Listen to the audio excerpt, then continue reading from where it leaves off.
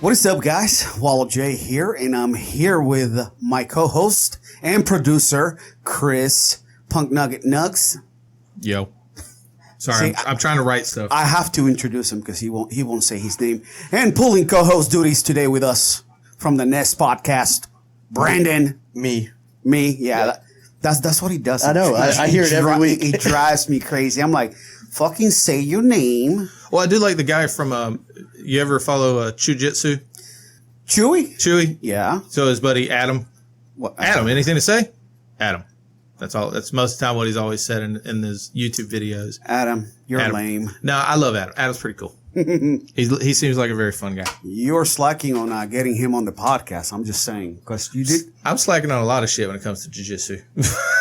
No. Well, that's not jiu-jitsu related yet. This is podcast related. Okay. You said that you were going to reach out and try to get him on. I don't know when. Yeah. Oh, maybe I'll do that. Did you see that Austin's got a fight? Yes, I did. On the 20th? Yes, I sure did. It's going to be hard to get him back in here. Training, radio host star. Do you see that they made like national news with the Jack Del Rio shit that they had? Well, I know they had him on. Yeah, and he was talking about conditioning and you know. Well, when he let go about Gabbard and how he was not part of that decision, that shit went viral. Oh, really? He was even on ESPN. Pardon the interruption. That Del Rio didn't pick. The Del Rio had no clue they were picking Gabbard. So apparently Del Rio said, we got about an hour to go before we pick, so I'm just going to go grab a bite. And while he went to grab a bite, the GM traded up, and while he was, eating his food, he saw that they picked Blaine Gabbard. Oh. So he had no input.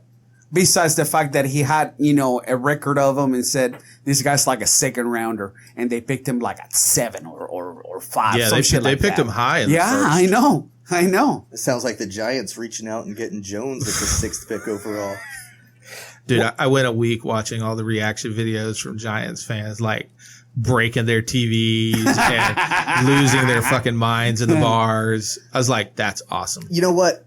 With that pick, it was a stretch to get him at 6th because, let's face it, he's not a 6th overall player, but he's going to be a good quarterback in the NFL. You think so? Yeah, I think he absolutely will be a good quarterback. He's not going to set the world on fire and be the greatest of all time or anything like that. He's not going to be Tom Brady, is what he's saying. Nah, I mean, fuck that. He's not even going to be like a Peyton Manning or anything. He's not going to be a Drew Brees. He's not going to hold Peyton Manning's jockstrap. Well, I bet he'll make it onto whatever that dumb fucker's top 40 list. So let me play Chris you. Sims, that motherfucker. Jesus Christ. So let me play you the audio from the fans when they selected him.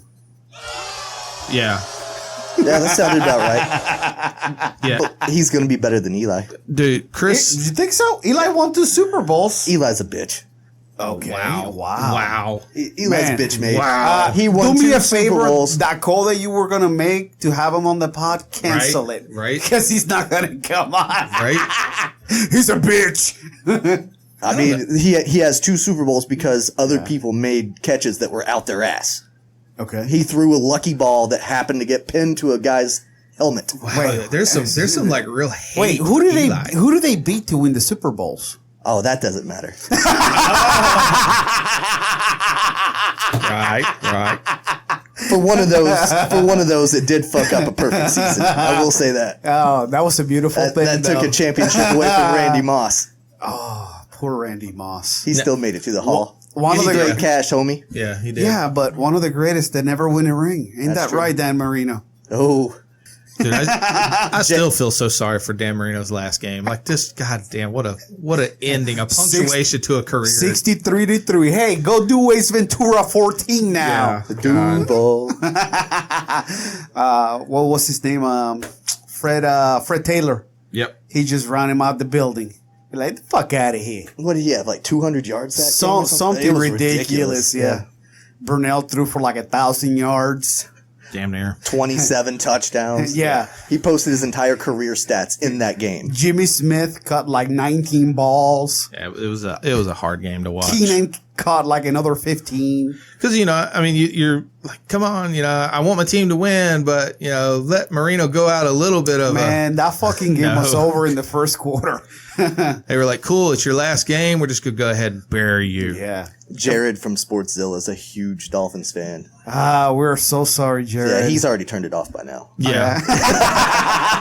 He's like, oh, they're talking shit about the Dolphins. Fuck these guys. I don't blame him. I mean, we're not talking shit. We're talking about something that's factual. Yeah, that happened. We're Yeah, not- I mean, there's an actual record of the score. yeah. Straight facts, homie. We're not saying Yeah. we're not saying that they getting what was his name, Rosen? Oh, yeah, Josh Rosen. Yeah, we're not talking shit about him or what he's gonna do and not do this season. He'll be better than Tannehill. Wasn't he in Buffalo for like a year? No, Arizona. Arizona. That's right. They fucked him when they drafted Kyler Murray. They basically took a number 1 overall quarterback 2 years in a row. And Josh Rosen was the starter, and then they pick a new rookie right under him, and he's like, well, goddamn. And then a week later, he's traded to the Dolphins. That's kind of what happened to Drew Brees with Phillip Rivers. Absolutely. And then, they send them packing to the Saints. I'm like, Who would you say had the better career? man, fucking Drew Brees. Drew Brees. Why? Because he won a Super Bowl? That and the stats.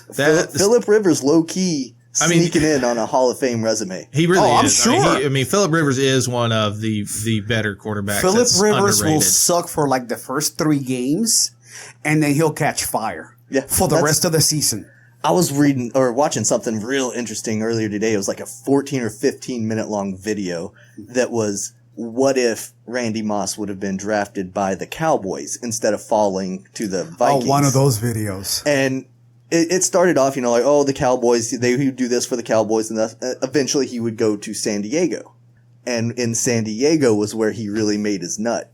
And that's where he accrued his Hall of Fame career, a Super Bowl ring, and all this stuff with Phillip Rivers as the quarterback. Really? So they were saying in this hypothetical video that if Moss would have been drafted to the Cowboys, Phillip Rivers would have a ring. I don't know. I think A lot of things would have to have happened. Well, the thing is, I think the biggest thing that helped Moss was Carter. Yes. And I don't think he would have had that kind of influence on the Cowboys. Well, they had Michael Irvin. Oh, yeah. I mean, he's a good influencer. I'm not talking about influence. I'm just talking straight talent-wise. Talent-wise, yeah. But I mean, Moss had all the talent in the world. I don't think he needed build-up talent. He needed to have somebody to try and keep him in his lane. Kind of put him under his wing. Yeah, put him under his wing. And the only thing, you could have showed him how to snort lines off of hookers' asses and shit like that. That is something that people don't talk a lot about that you need to know how to do in life. It is. I mean, there's a reason why he made amazing catches along that white line. I mean, it just is. He was so used to being right on it. He loved the Pun lines. intended. Yep.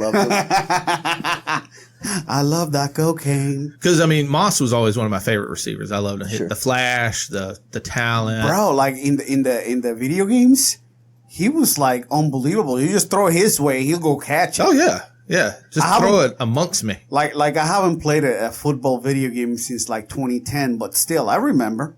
I was thinking about getting the new Madden on the PlayStation and piddling with it. I think that game, the real selling point is the fact that you can play college. Yeah. Well, you can play college. You could do the whole creative player again now. Because I don't remember if they had that last year. Yeah, they've had that in Have they? Madden that's been a staple. Because I have not played a Madden game since like early Xbox. Okay. Before it became a PlayStation exclusive. So with your creative player, Madden is not PlayStation exclusive. It's not. What? No, that's right. That was MLB the show. game MLB is, yeah. That's right. For Madden, back then, was the creative player, you create a guy and then he plays on a team and you just play the game out with your creative player? Yeah. Or did you follow him through his career? I believe you followed him through his career. Okay. I love those Because that's what I've done on MLB The Show. I've got my creative player. You create your guy. My guy. And you only play him. Yeah. I like that. I've got one who's on the White Sox and he's a left fielder, and then I've got my pitcher who's on the Braves.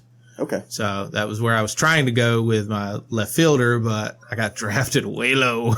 Are you a Braves fan? Yeah. Okay, cool. Yep. I've got a Jones jersey in the closet there. I'm a chipper guy. I've always liked the Braves and the Dodgers. Okay. Because I grew up. Odd. Well, the reason why I liked the Dodgers was when I was growing up in Tennessee, I spent a majority of the time by myself because the mother and my stepfather, they worked out of prison, so I didn't get to see them at night. So I spent majority every night cooking my own dinner and getting myself to bed. So I remember watching the Dodgers when they won the World Series with Oral Hershiser. So that always kind of became my team. I was like, the Dodgers. I always liked the Dodgers. So we're talking 1988 time frame. Cool story, bro. Yeah, around 10 years old. Kirk Gibson hitting the walk-off home run and fist pumping around the bases. Yeah, that was, and so that's where I started, because I played football then. I never played baseball before then. So that was kind of my introduction. So I always kind of latched on to the Dodgers. But then when I came back, around this area and got around people down here, it was Braves. The Superstation TBS, bro. Yeah. So that's what it was. So I started, the Braves back, in the hey day, Bobby 90s. Cox, the 90s when you had Maddox and all those guys. Pendleton, Dion, Grant. Pendleton came to the Braves from St. Louis for nothing. He was good. They gave him away for jack shit. And then he went to Atlanta and won the MVP. Mm-hmm. Dude, he was chunky, but he could move. Dude, you see Bartolo Colon, there's a video that was just released. Bartolo's back to working out and getting in game shape. Big sexy. Got it. And he like 97 years old? Nah, he ain't that dude, but he ain't got to do shit. All he's got to do is stand up on that mound and fucking pitch. I don't know about that. What do you mean that's nothing? Well, I mean, I'm not saying you're controlling the game, basically. Well, he's a good control. I don't know. He may not be he's not a great and amazing pitcher, but he's that guy that you have absolutely no problem rooting for every time you see him on the mound. Is he Panamanian or Dominican? I think he's Dominican. All I know is about 43 years ago when he was a rookie, that dude was fucking nasty. I think he's the last player that's still active that played on the Montreal Expos. Holy shit. Oh. He played with Pedro Martinez on that team. That means that my God. That means that he played with Vladdy Guerrero was on that team. With hometown hero Jose Vidro. Oh, there you go. Yeah. Good Lord. That's right. It's a long time ago. Jesus Christ. And he was chunky back then too. Yeah, he was never I'm a not real talking skinny guy. shit. He was never really a thin guy. Because I'm not the thinnest guy myself, but he's always been chunky. Mm-hmm. He's got that CC Sabathia body dab. type. That dad bod. Let's see. Came into the league in 97. Oof. The Indians.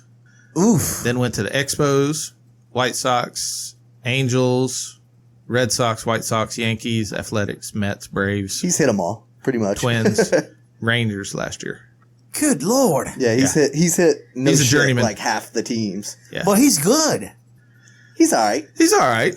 What's you've got it pulled up. What's his career win-loss and ERA? His win-loss is 247, 188. Earned run is 412. Okay. So you mean 4.12? Yeah, 4.12. Strikeouts, 2,500. 412. That's 412 runs. Good Lord. That's a milestone. 2,500 Ks. That's pretty big. That's pretty big. It's a Hall of Fame career. It's 46 out of the Dominican. Baseball, when you can be mediocre and still be a Hall of Famer. Baseball, when you can be sub-mediocre, 300 is a Hall of Fame hitter. There you go. 3 out of 10 at-bats. That means you failed, because that's 30%. You failed 70% of the time. Right? But you're still good enough to be in the Hall. Right. Unless you take steroids. Or you bet on games. Or you gamble. Yeah. Then you're just fucked, no matter how good you are. I think Rose will get in it eventually. When he dies. Yeah. Yeah, I think when he dies, that'll be the thing. They'll let him in. They'll never give it to him when he's alive. He's like, we're not going to let you enjoy it, ass white. Basically, I think that's baseball's stance, is they're not going to give it to him while he's alive, so he can kind of have that fuck you back to him. So once he dies, he'll probably first ballot when he dies, they'll put him in.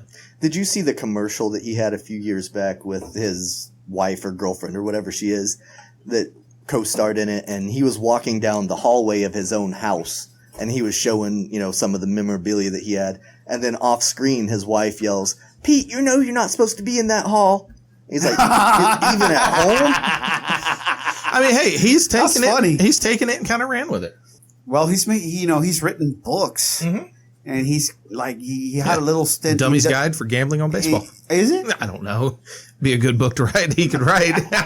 He's a dick in person, though. I've heard that. I've heard he is a real dick. He wants like $90 for an autograph. Yeah, no shit. It's like, well, why don't you suck my left nut? Yeah, one of my buddies and I, we were in Vegas, and we saw him in Vegas.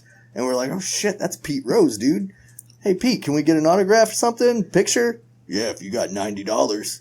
$250 for a signed bat. Got it right here in my bag.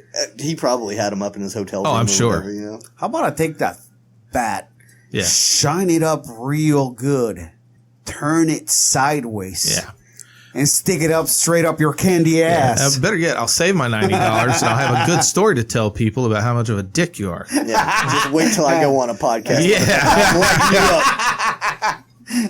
But yeah, I've always heard that he is not the best person. No, but it is what it is. He's been kind of fucked over by Major League Baseball and stuff like that. I'd say I would be a little bit I'd probably be salty. Yeah. Salty. But I mean, he's held that grudge for, I don't know, what, 30 years? Isn't his grudge with 40. Bud Selig, though? No, Selig's gone. His grudge is against MLB. I think he went on to one of the radio shows or something and trashed the MLB for what it is now. But you know what's crazy is he's been back to All American or Great American Ballpark where the Reds play. Mm-hmm. He's been back a few times when they've invited him back to retire his number or to do whatever, and he still sells the place out. Yeah, people come just to see Pete Rose. Yeah, he's a huge celebrity in Cincinnati and stuff like that. Mm-hmm. Well, wasn't he commentating some of the games in ESPN at one point, and then got fired for something? Oof, I don't know. Don't know about that. I thought he was. If he was, then I thought they worked out some kind of deal to allow him to. Yeah, I thought he was doing it with A-Rod at one point. I don't remember that. It might have been a special, for an all-star game or for something. I don't fuck him Pete. then anyway. Yeah. He wanted $90 Pete for his signature. He was like, how about 10 and you give me change back? Okay, so he was on Fox Sports. He served as a studio guest color analyst for the MLB coverage on Fox and Fox Sports 1. There you go. He was a guest analyst. Wow. Yeah. Good He deal. made his debut. Analyst. Yep, debut May 11th, 2015. Doesn't say how long he stayed. And got fired one. Yeah, that's what I said. It doesn't mention that. He got fired the following week for betting on games. That's what I said, that it would have to be worked out special with MLB, because anytime he appears at the Reds ballpark, it has to be approved in advance by MLB. That kind of sucks, though.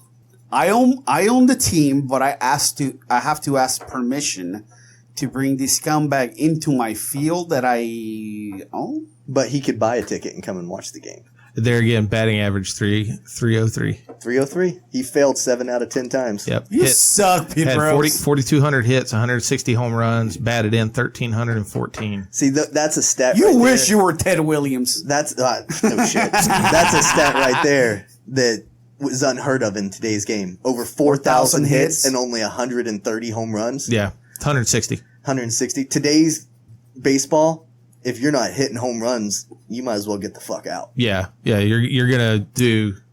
How many fucking home runs is Trout gonna have at the end of his career? Oh God. But Ozzie Smith and Tony Gwynn were the same way.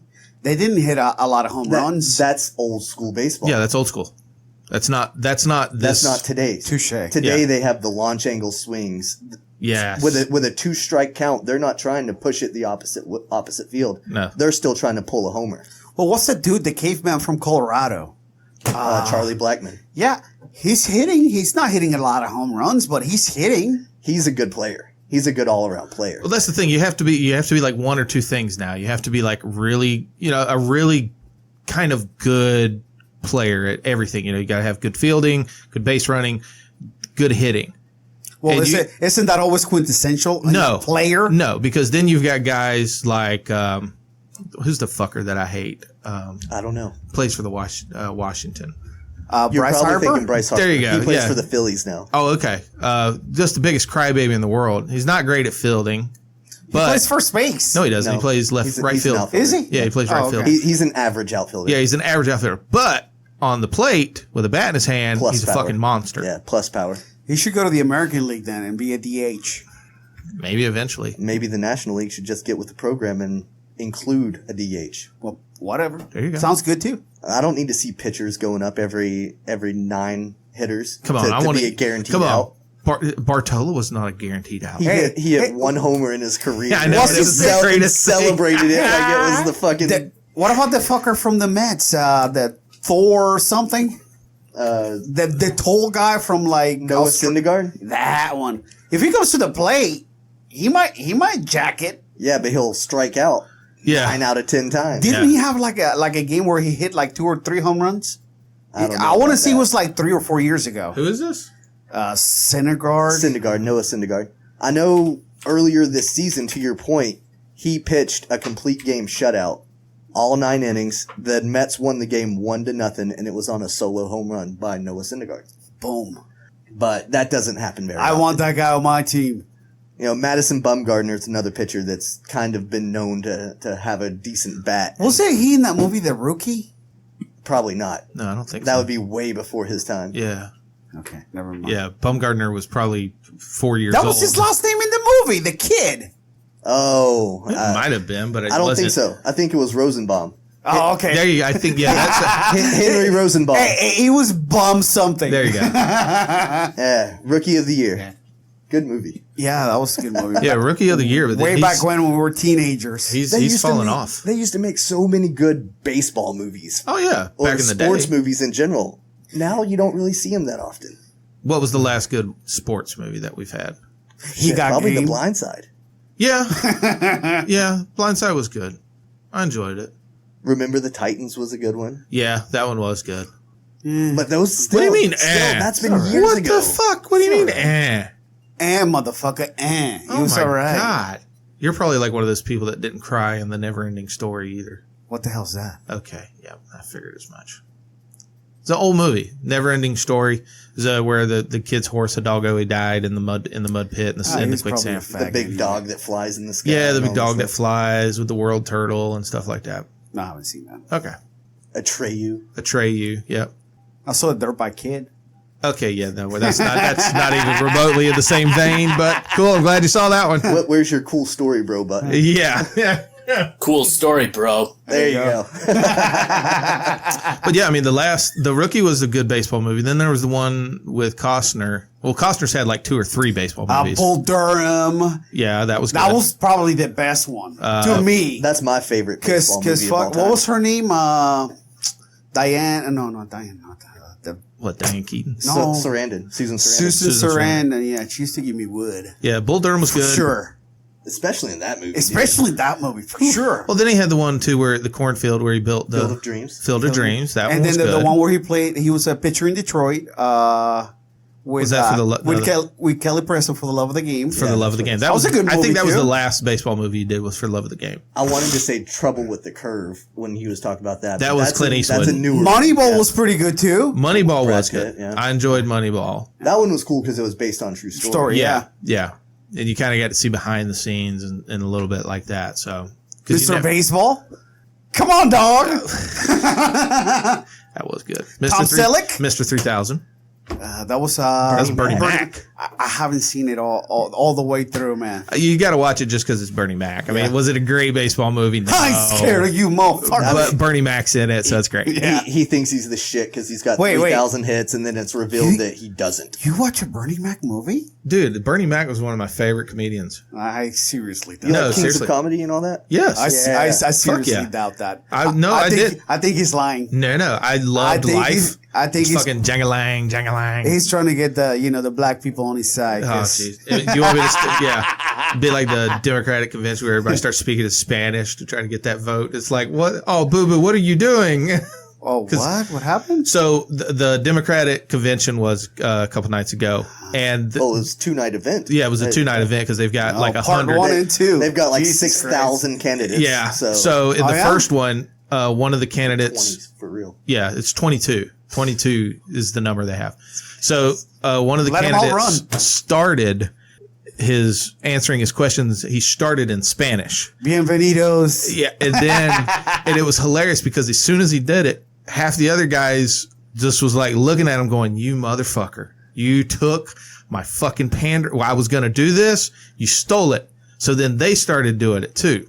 And the best one was Cory Booker when he started trying to speak Spanish because it was like me speaking Spanish. It was not good. Yeah. Si taco burrito. I mean, the only word that I think that Cory Booker would know how to say in Spanish is marijuana. Yeah. Because that's all he ever fucking talks about. Yep. What, does he smoke it? Nope. It's the devil's lettuce, son. Also, he's trying to ban it? Oh, yeah. He's totally against it. I thought Booker was one that was for it. No, I don't think he is. I didn't think he was. I thought he was one of the real strong advocates. I well, might be wrong. He's whatever may get some extra, whatever will get me a couple extra points, I'm for it. Wait, is Bernie running? Of course he is. Yeah, Bernie's there. Is he in favor of the devil's lettuce? Or? I don't know. I don't think anybody's approached him on it. I think that's the topic that they need to breach on the next debate. Speaking of the devil's lettuce, did you all see that Don Nelson's got a farm in Hawaii? No. Just weed. Yeah, well, it's a good place to grow. He retired and moved out there and is growing. He looks like a hippie. He's got long hair with a ponytail. I mean, no, not saying that you look like a hippie or anything, but the shoe fits. Yeah. So I was like, wow, look at this guy. And Brian Gumbel asked him, do you smoke it every day? He's like, yep, sure do. Yeah. Why not? I didn't know it was legal in Hawaii. I didn't know it was legal either. I don't know what Probably states are not. and aren't half the time. Yeah. He's got that Maui Wowie. Hey, it's a great place to grow it. It's a good climate. Yeah. I mean, it's a great climate. That's the one nice thing I've learned about Hawaii doing the reading for the trip. I'm not a farmer, so I wouldn't know. That's what's the nice thing about it is literally it has, like, if you want dry, you go to this side of the island. If you want cold, you go, in the elevation. If you want tropical, you go over here. It's literally got, like, every biosphere there in Hawaii. How would the volcanic ash do as a fertilizer? Good. Is it really good? Good. That's why they grow tons of coffee and stuff like that over there. That's why Dole does, big pineapple productions over there. The volcanic ash is actually really good. Cool. My second favorite coffee, Hawaiian coffee. You got me hooked on it. Yeah, it's that Kona coffee. Yes. But you got to be careful, man, because some people, they'll stick that name Kona coffee on it, and the way they can is because they blend a little bit of the Kona into their beans, and then they can go, yeah, we're Kona coffee. What's the percentage, motherfucker? Like 10% Kona beans? Fuck off. So you got to look, and you got to get that for real Kona coffee. Some bitch. Because I've gotten to the point now where I only drink, like, most of the stuff you drink here, it's either going to be Kona or from Jamaica. Those are the two coffees. Is that where you get your weed from? No, I wish. God, I wish. I would love nothing more. Have you ever had Cafe Du Monde coffee? That's I don't believe so. New Orleans? New Orleans, yeah. I don't believe so. It's a little restaurant diner thing. They're known for their beignets. Yeah, they're really fucking good. But they have good coffee, too. I did not get one of those when I went to New Orleans. I did a poor boy, but I didn't do a beignet. A po' boy. Yeah, okay. Po' boy. Not a poor boy. A po' boy. Yeah, I had a shrimp po' boy. A poor boy is what you employ in your, Yes.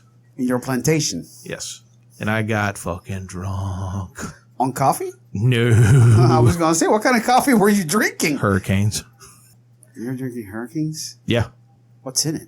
Everything. Well, serves you right. I had a drink in New Orleans. I can't remember what it was called, but it came in this plastic cup. And I think it was like a hand grenade or a bomb or something like that is what it was called. But that thing... Irish car bomb. No, I know what those are. A Molotov cocktail. I lived through college. I know what that is.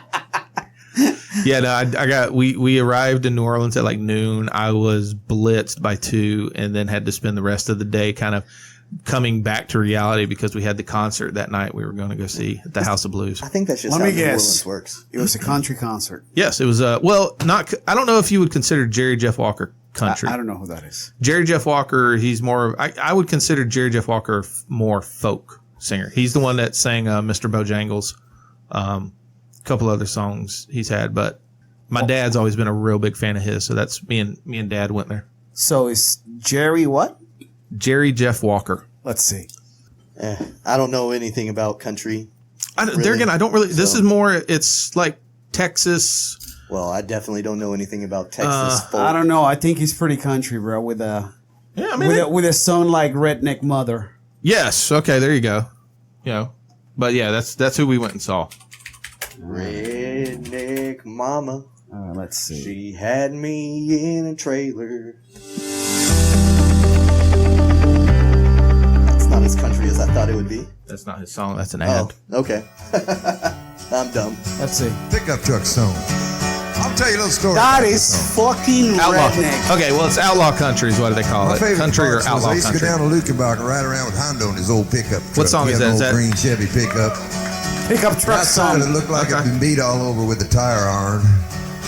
When you opened the door, all this junk rolled out. These old snuff cans and jumper cables and Yeah. chains and. All right, enough of that. That's my jam. shit. Sounds like a knockoff Johnny Cash. He was trying to sound like No, Johnny Cash a his little voice bit. is Jerry Jeff Walker's voice is a little different than Johnny's. Johnny's I don't know because I'm a Cash fan too. But Okay, so he's got songs like Sangria Wine, yeah, Navajo Rug, which is kind of scary. Is he using a Navajo as a rug? no, Fucking racist people. he was talking about the Indians' bush. Oh, was Oh. he? Yeah, I don't know. So he rapes them. Okay. Yeah. So I mean, but yeah, I kind of got introduced to him from Dad, but he also like I grew up listening to a lot of Jimmy Buffett. Okay. And him and Jimmy Buffett were kind of laterally in the same genre of music you would kind of roll with.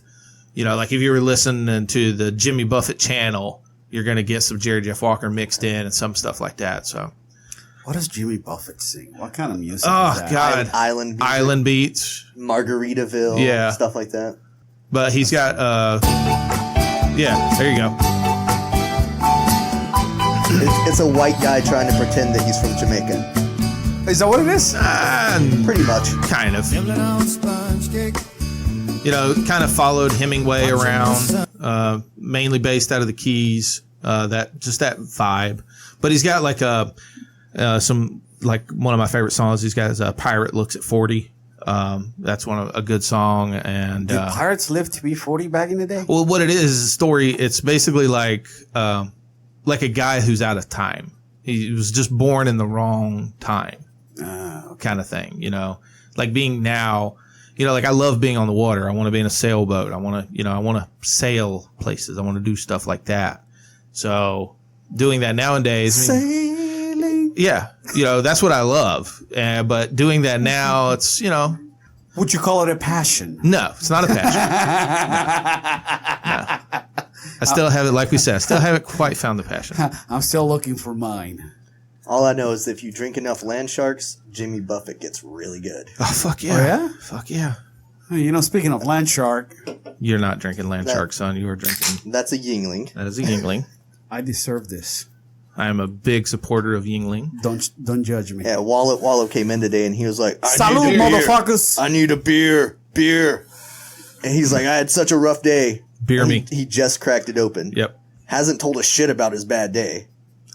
But he is going to chug the whole thing better than Aaron Rodgers could. Yeah, Aaron Rodgers couldn't chug for shit. And he didn't even fucking have to pop a vent hole in it or anything. Very nice. Very nicely done. Here comes the burp. Not yet. Fuck Aaron Rodgers. Fucking pussy. Yeah, Yingling's my go-to beer. One, I enjoy the taste of Yingling. Two, I like their stance on some things. They told the Teamsters, fuck off. I hit the spot. Yeah, dude, Yingling's good. Yingling and Blue Moon are one of the few beers that I actually enjoy the taste. You can't get Yingling west.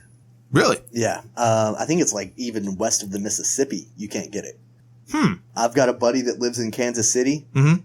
He used to come and visit, and he would always pick up a couple cases to drive back home with. Wow. I wonder why that is. Surprised. You can get fucking Foster's everywhere, and Foster's is a bullshit beer. I mean, you could get a lot of bullshit beers everywhere. Bud Light. Piss water. Any of those light beers, to be honest. Yeah, see, and I've missed the boat. It's one of those things. Me and Amanda, we talk like we're not whiners. We don't get into the wine thing, but we feel like we are missing something because you know the people that are into the wine are like really into it. Like she's got her sangria or not sangria. She likes Moscato. That's her wine. Is that a sweet wine? It's a sweet wine. It's more of a dessert wine. She likes that. She knows the brand she likes, so that's what we get. I've had a couple wines, but there's not one where I'm like, I really like this wine. I'm the same way. But You know, that beer kind of hit me wrong. I got to go piss out of my ass. that was quickly. Yeah, that was very quick. It wasn't the beer. It must have been something you must have ate at work. I'm gonna leave the door open if you guys don't mind. Yeah, go right ahead. I don't give a shit. Bring your mic with you. Yeah, take the mic. But I can't get into the IPA. You know, the guys who are into the IPA beers, they're like really fucking into it. Yeah, with beer, it seems like you're either into it, Yeah. or you just don't give a fuck. Yeah. Now, it seems like we're on the page that just don't really. Yeah, give I a don't fuck. really care. I enjoy the beers that I like. Every time I've tried a different beer or I've tried an IPA or something like that, I taste it. I'm like, this tastes like shit. This is horrible. I don't mind an IPA. I can choke it down. Yeah, but why do I want to choke it down? To me, it's better than the dark beers. I don't like. Yeah, I can't do I don't darks. like Guinnesses No. and stuff like that. I can't do that. But I can drink an IPA because I enjoy the taste of the hops. Okay. It's just when I say choke it down, it's because it's a little bit heavy. Yeah. For a beer. Yeah, the only thing I use Guinness for is I'll cook sausage in Guinness. The only thing I use Guinness for is Irish car bombs when I was in college. Yeah, those two, but I don't do those anymore. Yeah, me either. Those hurt the next day. So, Dude, hangovers once you hit like 30 are the worst. yeah, they're a 2-day affair. Yeah, sometimes even more than that. Yeah, and that's because if I drink, I do normally straight liquor. I don't mix. I either do like a nice rum, or I'll have but the only mixed drink I enjoy is an old fashioned. I like an old fashioned. Old fashioned in the last couple of years, that's been my go-to. Like that's when I go to new spots. Be like, let me get an old fashioned. Let me see what your old fashioned's like. See, my easy ease into a night drink is always a whiskey sour. Yes. Because you can get a whiskey sour and you can see like, okay, they make them pretty heavy here, so I need to be. Yep. I need to be aware of this. Yeah. They do a heavy pour. Because that's the thing, like the place where we went for brunch with mom and dad, they do mimosas. And at least for our group, they heavy pour The a champagne. mimosa. Yeah. Light touch of The splash of the juice. That's how a mimosa should be, though. It shouldn't be 50-50. Yeah, but man, I want to get, because Amanda doesn't drink. She's, neither one of us are drinkers. Right. So when we go and she gets, 2 mimosas, she's fucked up. I mean, she's like giggly and you can tell she's pretty well on her way. When I lived in San Diego, I used to have this spot that was no shit across the street from my apartment. And they were only open from 6 a.m. till noon. But every weekend they had bottomless mimosas. So if you had a date that, was there, that lived It's a nice nearby little or spot. whatever, you could take them there for breakfast. There you go. Have the mimosas. And then we were 2 blocks from the beach. So there was like, have some mimosas, get a little buzz. Yep. Go down to the beach and enjoy California living, Yep, California living. I have yet to be to California. Never gone. Really? It's a cool place. It's expensive as fuck. I hear if you, buddy of mine, he went, he spent a month out there, but he was up in Northern California. Okay. He was up there working in some of the grow houses, cause we've got some friends that have left and went and they have operations over there. And he went and worked in the grow houses because he's a farmer gardener too. And, had a great time. It was beautiful up there, but he's like, it's just he's pretty left, he's left center, but he was like, there's some crazy fucking people out there. There definitely are. He's like, I'm pretty left. He goes, and they were putting me to shame. I was in LA one time, just happened to be there, and it was during a time that they were doing some kind of women's march protest thing, feminist out there, topless, holding signs that said "Free Pussy Riot" and stuff like that. Oh God, yes. I was like, damn, these people are absolutely batshit crazy. Yeah. I mean, anytime you've got an app for your town to see where the people have shit on the sidewalks and the streets, and you're supposed to be okay with that. Yeah, no, that's a bad deal. Are you better now? There's the burp. Yeah. All right, good deal. Much better. Good. All right. I call this episode the shits. Right. I guess you guys want to hear the story why I have such a shit day today. Yeah, what happened today? What made it so bad? All right. Calculator not work? So, my day started today at 4:15 a.m. Okay. I woke up in a panic because something crawled up in my ear.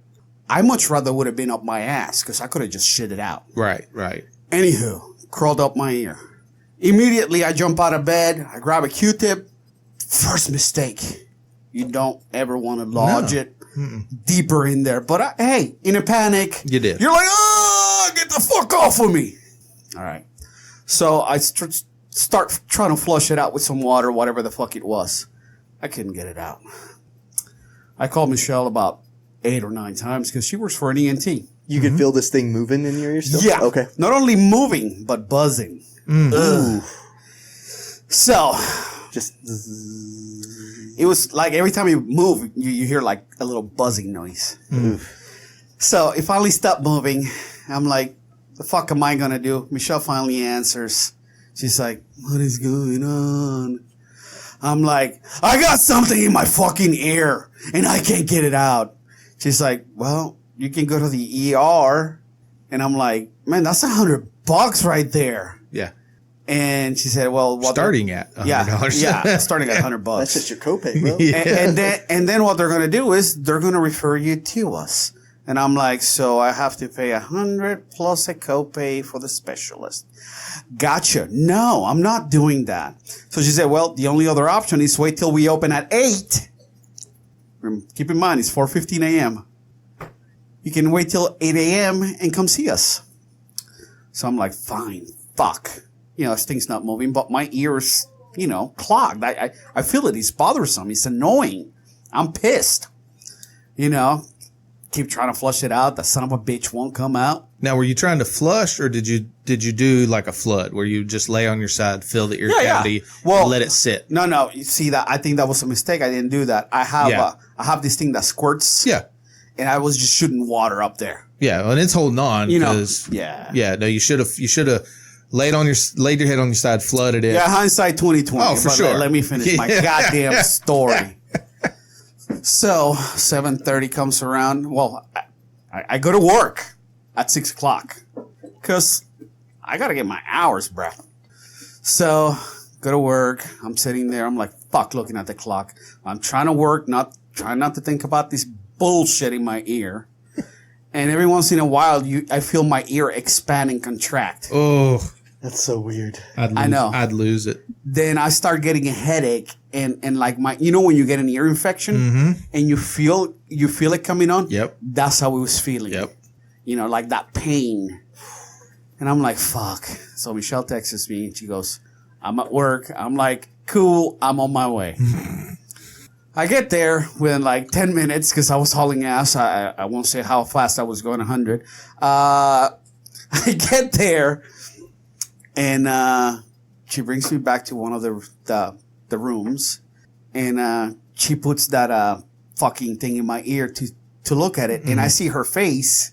She turns around and walks out. And That's always good. and signals somebody. And I'm like, what? Oh, you had one of those where, hey, you got to come check this out. So she's like, I don't want to freak you out. And my door was open. Oh, great idea. I wasn't freaking out. I was pissed because I'm missing work. And I have. This is inconveniencing you. Yes, I have a schedule, especially on Fridays. I need to be on time. I hate being late. So anyway, so she goes, I don't want to freak you out. My response was, just fucking tell me. Yeah. She's like, you got a bug in your ear. And I'm like, no shit. Yeah. I think she said a roach. I'm like, I knew it. I'm like, I fucking knew it. And a minute later, doctor walks in. He's kind of giggling, Oh, yeah. He looks at it, calls in another doctor. She's like, God. would you mind being a guinea pig for us? She's like, I'm just going to show you this because one day you may see something like this. And, they're talking about it. I'm like, okay. You got to be that guy today. I'm like, get it the fuck out. That's what I'm thinking. So he, sits me back down on the chair, takes the tweezers out, just looking, grabs it. And as soon as he grabs it, I feel this fucking, it wasn't even out of my ear. Yeah. All the way. It's probably pushing on the little. I was feeling so much better. He pulls it out, puts it in a little napkin or whatever. I'm like, let me see that bitch. I want to kill it. And he took a picture, and I'm like, oh, you're taking pictures? I'm taking a picture of it, too. So, then he rinses my ear out with some saline and whatever else. And that was it. And I get to work, and I went from work to Baptist, back to work in rush hour traffic in the morning Mm-hmm. in an hour. Nice. Wow. So You zoomed. So that means I already took my lunch by 8:30. Yeah. So you get to work through it. So I get to work the whole fucking day without going to walk Maria, going to feed her, which, you know, that was the thing that was breaking my heart the most. See, what you need to do is, for instances like that, you just need to give me a key, and then you'd be like, hey, because I normally work from here on Fridays. Fridays are normally always an office day. That's not a bad idea. And then you could just, hey, because you're coming over here anyways, I'll just go over there. It takes me 20 minutes to get to your place. Just go there, grab Maria, bring her home, bring her here. You know, that way she can go out, she can chill, and then once you come here, you can pick her up and you can take her back home. Bro, I was so pissed off. I was like, you know, trying to work, and I'm like, man, I'm gonna be late for the pod. Because I told him, you know, 3:30. Because normally I leave work and I get here between 3:30 and 3:45. Yeah.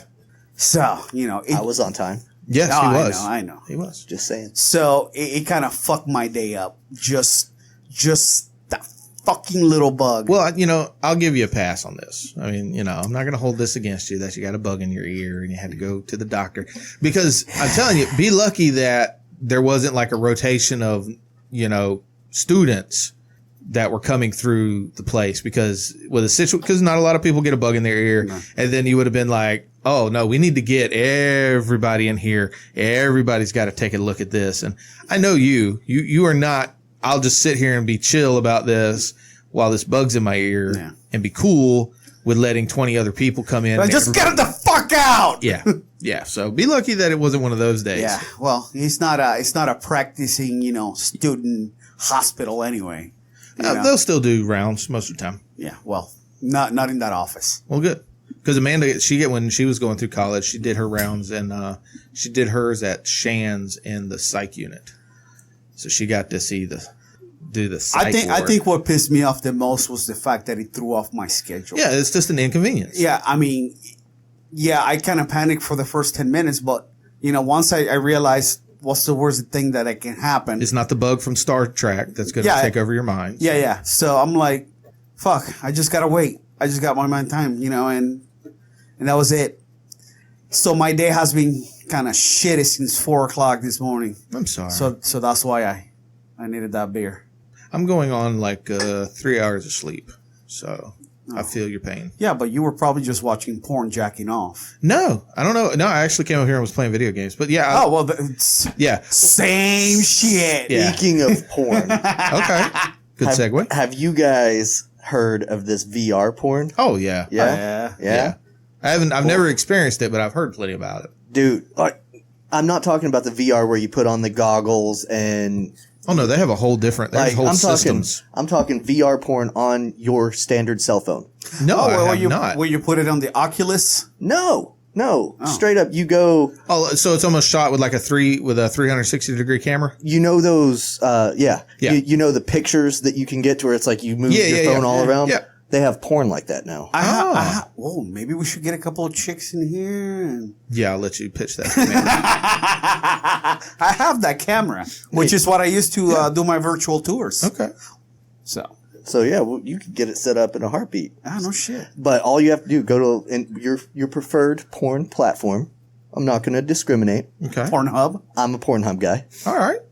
Go there. Type in VR porn in your search bar and just follow the instructions. Pornhub will give you the instructions on how to set your phone up to do it. See, let me see that shit. You gotta recenter it so that way you get everything. Snap! See, now you've turned her upside down. You gotta redo your... Oh my God, you actually get a... Oh, jeez. Yeah, I'm never getting. Oh, it's even the ones where they have a whole storyline to it and everything. Yeah, she's acting. She's acting. Of course she is. Acting. Of course she is. She's a budding star. Yeah. Yeah. Is it a plumber, an HVAC guy, or the mailman? What are you putting in your mouth? Oh! Oh wow. Well, at least you got your phone back. You knew it was porn. I don't know why you're acting surprised. Yeah. Oh my God, I can't believe they're doing this. Oh! Well, you can't see shit. Yeah. That's the only the downfall is you have to constantly adjust it and stuff. Yeah. But that shit's wild. Well, just wait, dude. And I mean, God, with the VR, with like the headsets, before too long, I mean, they've already got like the machines, like the blow and go machines and shit like that. Before too long, you're going to be like, you know, our kids, they'll be able to experience porn sitting in a chair where they get hooked up and just boop, boop, and then it just takes care of everything. You know, I experienced porn. What episode was it that your dad called you? We really want to go there? Really want to do that? Really? I experienced porn like all good young men did by stealing their dad's magazines. I was introduced to it I've told that story from too. my grandfather. Yeah. Oh, really? Yep. Nice. Had my first cigarette, scotch, and a Playboy. How old were you? 6 or 7. Shit, Jesus Christ. I was 10 when I was stealing VHS. Somewhere around there. Because it was took a drag of a cigarette, choked like, you know, a motherfucker, which of course you're going to. So he's like, good, you know. Don't ever do it don't again. Ever, don't ever do that. He let me have a sip of his scotch because he drank Cutty Shark, the fucking gut rot of gut rot. Took a sip of that. That lit me on fucking fire. So he was like, good. Now you know, you're not going to be a drinker. And then I got, you know, a Playboy. And so I got to flip through the Playboys and stuff like that. And that's what I did. Was that his determining factor to see if you were straight or gay? I don't know. It was just, he was just that type of guy. Oh, you don't like it? And by You the must way, be gay. I want to correct you on that Cutty Shark. It's Cutty Sark. I thought it's Shark. Sark. S-A-R-K. Really? Yes, sir. Huh. I've always known it to be Cutty Shark. Nope. Interesting. Motherfucker, you're a producer. Look it up. Well, no, I mean, I believe you. Okay. No, Man. I'll take your word for it. Zach and I always run into that shit on our show. Like, neither one of us look up shit. No, everything's conjecture. And we're just like, we need a Jamie. Yeah, good luck. Well, he was our Jamie. Yeah, I was our Jamie for a bit, but then it gets to the point, you know, Jamie's job is, I couldn't do what Jamie does. Well, here's the thing. And also don't get paid. Yeah. Here's the thing. You know, he came on, but he liked to talk too. You know, Jamie doesn't talk unless he's spoken to, and you know, or asked a question. But he likes to, you know, throw his opinion, which is cool because you know we kind of like that. So we're like, yeah, this is not gonna work. So we just fuck it. If you look it up, great. If you don't, you don't. Yeah. So it's named after, it was an actual ship, a United Kingdom ship Yep. from 1869 to 1895. I remember, Not a shark. Not a shark at all. I remember the commercials. That shit was big in Puerto Rico in the 80s. Owned by John Jock Willis. Oh, I thought you were going to say Machado. No. I was going to be like, what? Yep. Laid down in 1869. That's a beautiful ship. 3-master. Yeah. I saw one of those in that was that Kurt Russell movie. Not Kurt Russell. What? The fucking Australian guy. Russell Crowe. Russell. Master and Commander. Yeah. Yeah. The same style. Yeah, that's it. Yeah, same style. I believe it was the same ship. You said Cutty Sark on it. Really? No, I was just kidding. Because I've never seen, I've always wanted to watch Master and Commander, but I've never actually sat down, and because I hear it's a long movie and it's a slow burn, but A little long, yeah. yeah, but I've just never went, I'm sitting down and watching this. But when you're in jail and have no other options, Well, you know, you'll watch it. Yeah, I just don't plan on going to jail. Oh, I'm not saying I was in jail. I'm just saying if you were in jail and you had no other options, you sit down and watch it. Yeah, probably. Either that or sleep. Work out. Work out. Walk the yard. Walk the yard. Stomp the yard.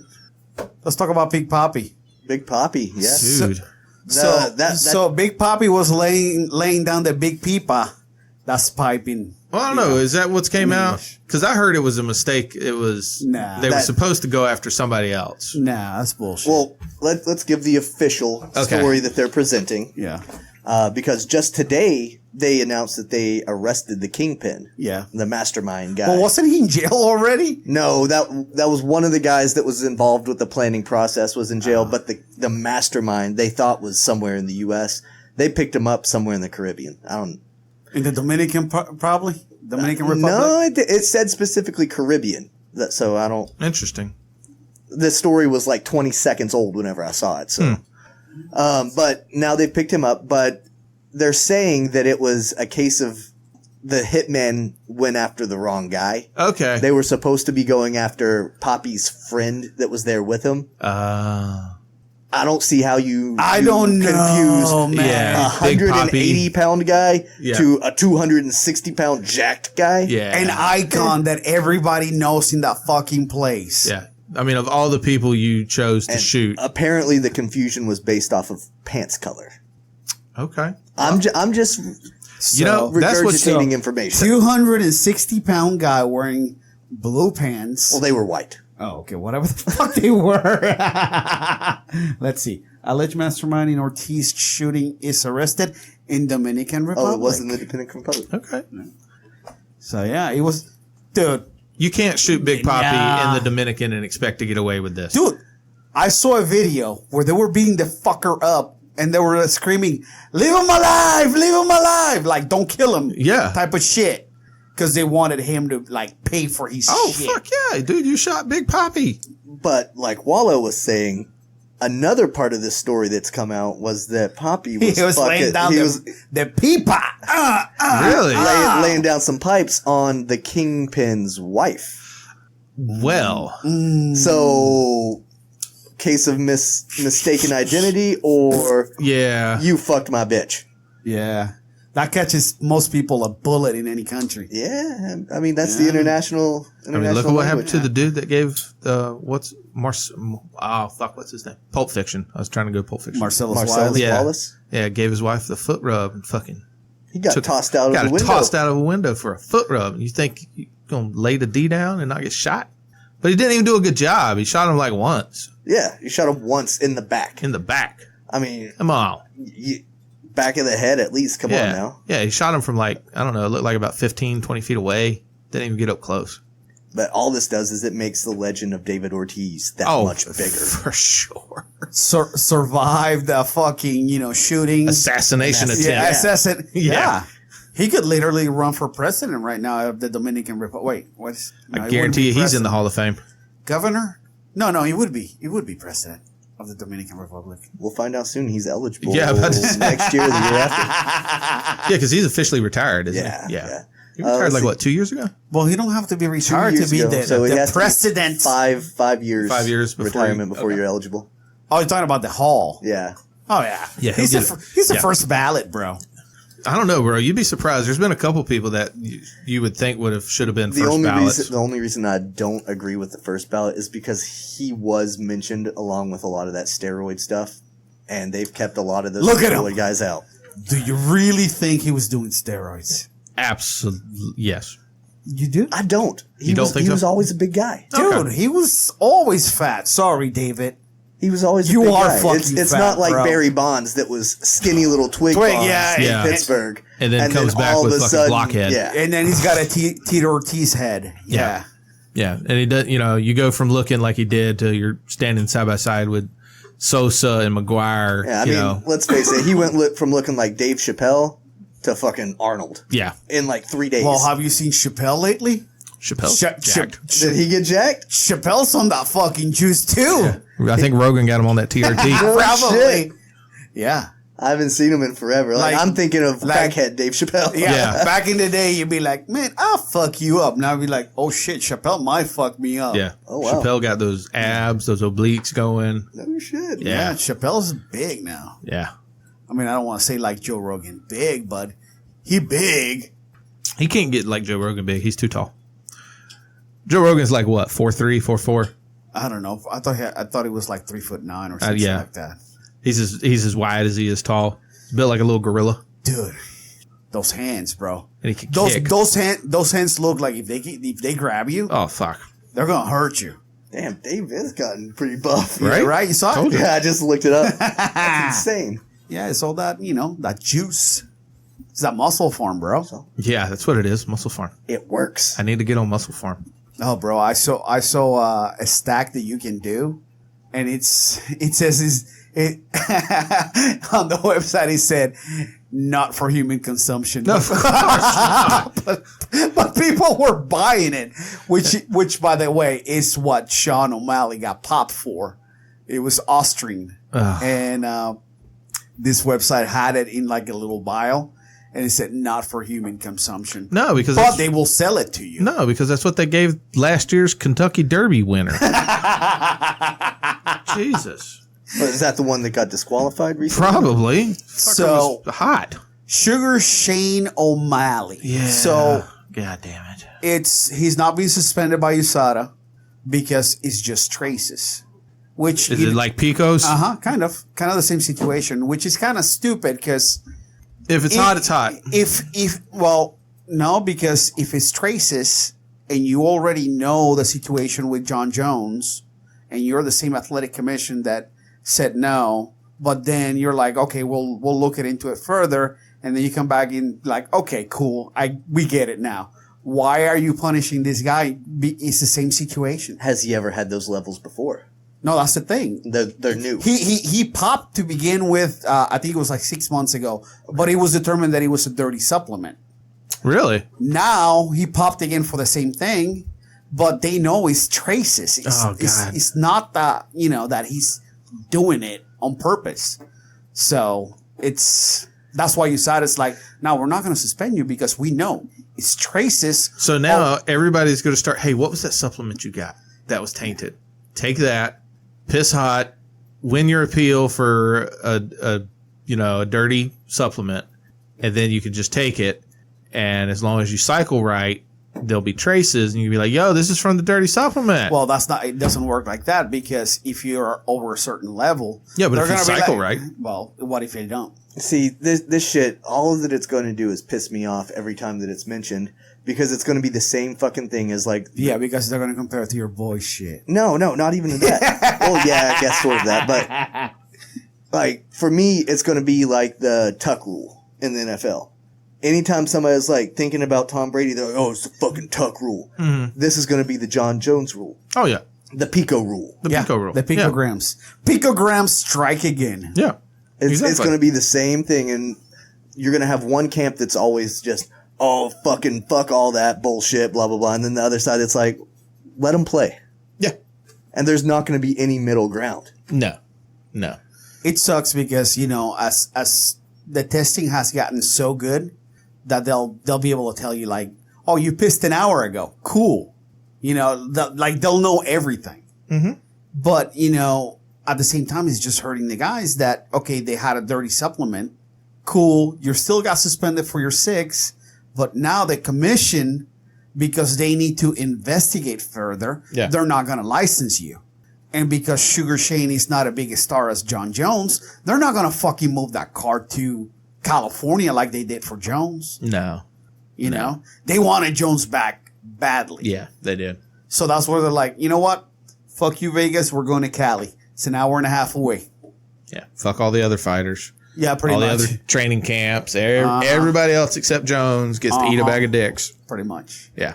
That was fucked up. Yeah, no, I agree. And I'm a Jones fan. That was a bullshit thing. Yeah. But it shouldn't have ever came to that because USADA shouldn't be fucking around with people like that. If they say it's good to go, then motherfucker, it should be good to go. Yeah.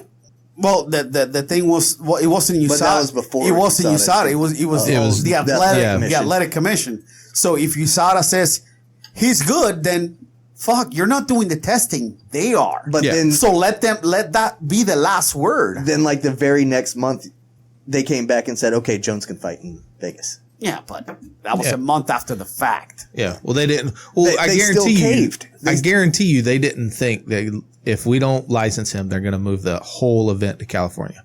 And then when they did, they went, fuck. We lost a lot of money. We lost a lot of money. Yeah. And that's what it all will always come back to. Yeah. I guarantee you that's what it was. I guarantee you that the casino owners and everything went back to the Nevada Athletic Commission.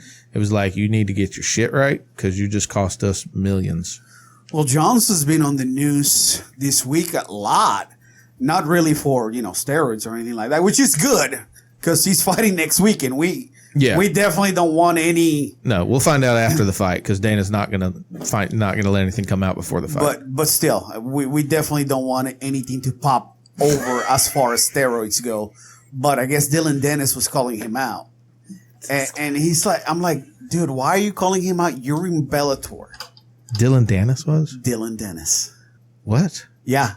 Why? He's got 2 fights in Bellator. and he's calling out Jones. What? He's like, "Oh, we'll do a grappling match." What? And Jones is like, "Dude, all you're trying to do by calling me out Is boost your name. Is boost your name, exactly." And fuck yeah, if you do a grappling match, yeah, Dylan, you've got the upper hand. For sure. I don't know, man.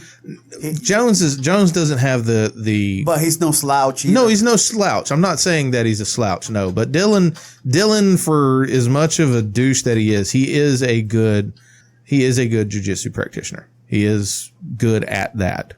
You know, I will give him that. It just reminds me of the Eminem Machine Gun Kelly beef from last summer. Yeah, yeah. Just I'm gonna put somebody's name in my mouth to get some clout. Let's talk about it. Yeah. Why are you so mad, bro? Let's talk about it. Yeah. No. If I was Jones, I would fuck it. First off, I wouldn't even respond. I wouldn't have even responded. I'd be like, "What's your name?" 2, it would have been grappling match my ass. If you want to call me out, you know, let's do an exhibition.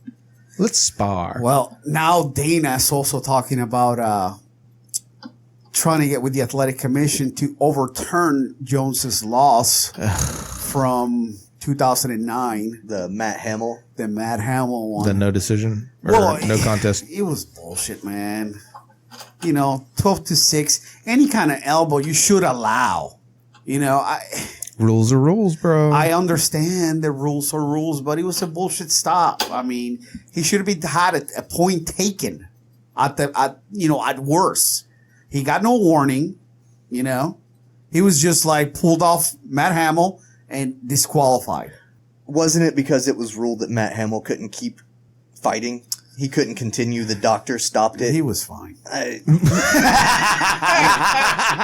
had a gash in his head that I could put my thumb in. Spoken like a true Jones fan. He was fine. Listen, you know I'm a DC fan. I know. However, I gotta agree with the stoppage was bullshit. Okay, well, there's been plenty of bullshit stoppages over in the past. I know, that's the thing. You can't go back and overturn. If you overturn that one, then you got to go back and start overturning shit. Yeah, you got to overturn Lawler and Askren.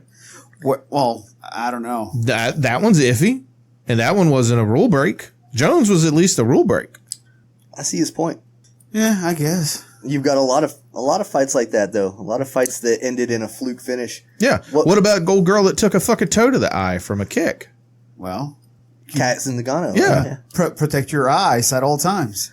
Well, what fight was it? It was years ago. I think it was Matt Hughes and somebody. But somebody had the triangle choke on, and Hughes picked him Carlos up. Newton. Yes, and Hughes powerbombed him. They were both out. They were both unconscious. The first one that moved won the fight. Yeah. Okay. Yeah. That's legal. That's fucking wild, though. Well, in wrestling, it's a 10 count. Whoever gets up first. Or boxing. Or whatever. Yeah. So, basically, he's like, what happened? Like, you won! Sweet. He got choked unconscious, but won the fight. Yeah. Hey, you do what you got to do to win. Yep. He's like, I'm going to rampage this motherfucker. It worked for Rampage. He probably wouldn't have slammed him as hard if he didn't pass out. What's funny about the overturning the loss is that Matt Hamill actually replied and say, we can run it back? Oh, get the fuck out of here. I'm like, bro. Matt Hamill's like, yeah, I'll take that payday. Listen, bro. You are 2-3 since leaving the UFC in 2013. What makes you think Hell yeah, that you're going to come back 10 years later and beat a guy that's in the prime of his career? He ain't worried about beating shit. He's just worried about, I'll go here and tote that ass whooping real quick and get paid. Well, what's funny is that Jones was actually, shocked by it. He was like, man, I thought that you were smarter than that, to be, because Matt Hamill insinuated that Jones was dirty in the fight too. Oh, could have been. God. Yeah. Could have Get been. the fuck out of here. Could have, would have, should have, but if they tested them. we are talking about the dude that fucking camped out underneath the ring when you saw the came looking for him. I know that, but it's 10 years ago. Okay. Let's say that he already pissed and had his test. He was deemed clean because he was allowed to fight. Yeah, but they were checking those things with fucking dipsticks and shit that you get from the Jiffy store. It doesn't matter. That was the rule back then. It was. So it was. If we go back and test everybody, then we got to take fucking all the Coleman fights back. You take that back. All the Gary Woodridge. No. You leave them out. So you leave them alone. Shirk has no career. Oh, come on, bro. The muscle shark. That dude was all natural. All natural. Fucking kangaroo meat. Get out of here. The only guy that you could possibly say that was all natural was Tito Ortiz.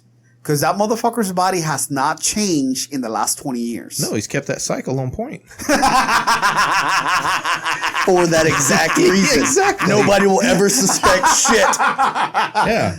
I mean, Jenna Jameson put all that shit out years ago. Put what out? She took pictures of his fucking needles and shit in the bathroom. No, those were her heroin needles.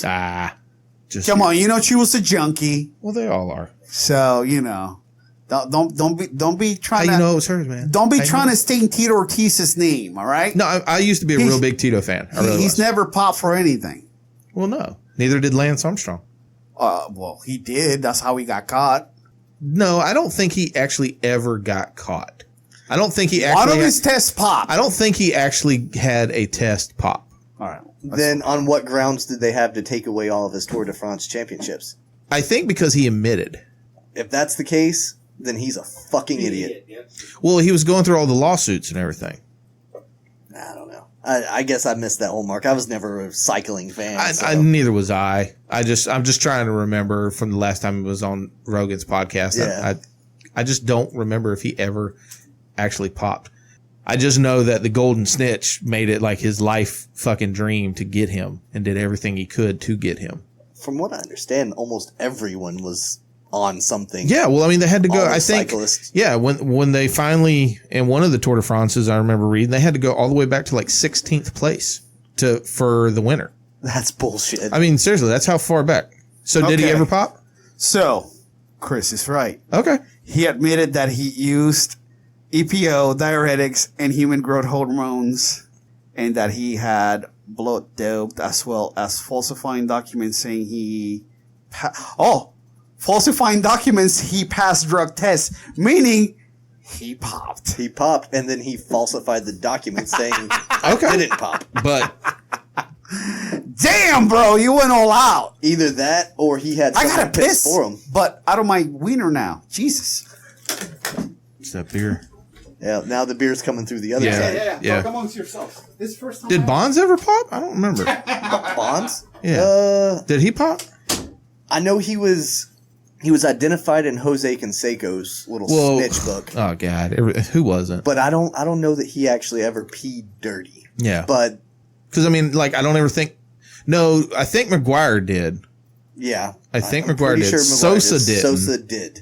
Oh, did he? Yes. Okay. That's why he's been blackballed from Chicago since he played. He's not been allowed back to Wrigley Field. You can't tell me that you were a fan sitting in the stands at Wrigley Field watching, giving a fuck, giving an absolute fuck, and going, "Oh yeah, that's all natural."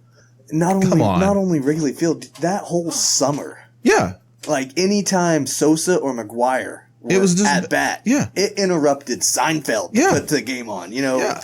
I mean, come on, McGuire. Who was it? McGuire and the Bang Brothers. And when they were at the Jose Canseco. Yeah, Canseco, when they were at the Brothers, the Bash Brothers at the what, Athletics, Which I like the Bang Brothers better. right? Well, that's you guys. Yeah, Bang Bus. If you haven't seen the on Netflix, they have a Bash Brothers special. That's The guys from the Lonely Island. no, I thought it was Justin Timberlake and the guy from Saturday Night Live. Adam. This is the guy from Lonely Island. Okay. Is it? It's basically the guys that did My Dick in a Box. Yeah. Yeah. Okay. It's My Dick in a Box. Well, that's Sandberg and Sandberg. Andy Samberg. Yeah, Andy I couldn't Samberg. think of his name, but I remember Brooklyn Lonely Nine-Nine. Island. Yeah. Yeah. Yeah. That's a funny show, too. I love So- Brooklyn Nine-Nine. You should never do steroids because look at Sammy Sosa. I'm on him right now. He's white. So Yeah, but the steroids didn't turn him white. If John Jones was ever doing steroids, listen, bro, stop it. You don't want to turn white like Sammy Sosa. Stop it. Dude, I mean, that's fact. it is a fact. But Sammy Look at went, him. Sammy went He like took all the steroids and now he's white. dude, he went like way white. Yeah. He went like powder white. I mean, it does looks. does he have the Michael Jackson Villalago thing? I- Is that what he has? I don't know. Like legit? I don't think know. it was all the steroids. No, it wasn't. Steroids don't do that to your fucking skin. No, but he was doing something to. There's some kind of a bleaching yeah, it's a cream. bleach cream. So he intentionally was allowed. Oh yes, yes. No, he I intentionally. thought it was like a medical thing. that he just, He intentionally. That's weird. Because when he was playing, He was he was dark. Very dark. And you see pictures of Sammy Sosa now, that motherfucker looks like a ghost. Looks like Bro, he's whiter than you. You're at least tan. Yeah. That's weird. I thought And he it was a looks medical so issue, weird. yeah. It's like Yeah, you're he looking does. at the face going, that's Sosa, but it's not. Have you ever seen an albino black man? Yes. That's what he looks like. Yes, it is. It is. It's But crazy. It is crazy. I thought that it was But natural. there you just can't tell me that anybody in Chicago was going, oh my God, I can't believe he was on something. No, and I'm sure Get the the fans. fuck I'm sure outta the here. fans don't give a fuck. No. It's the team.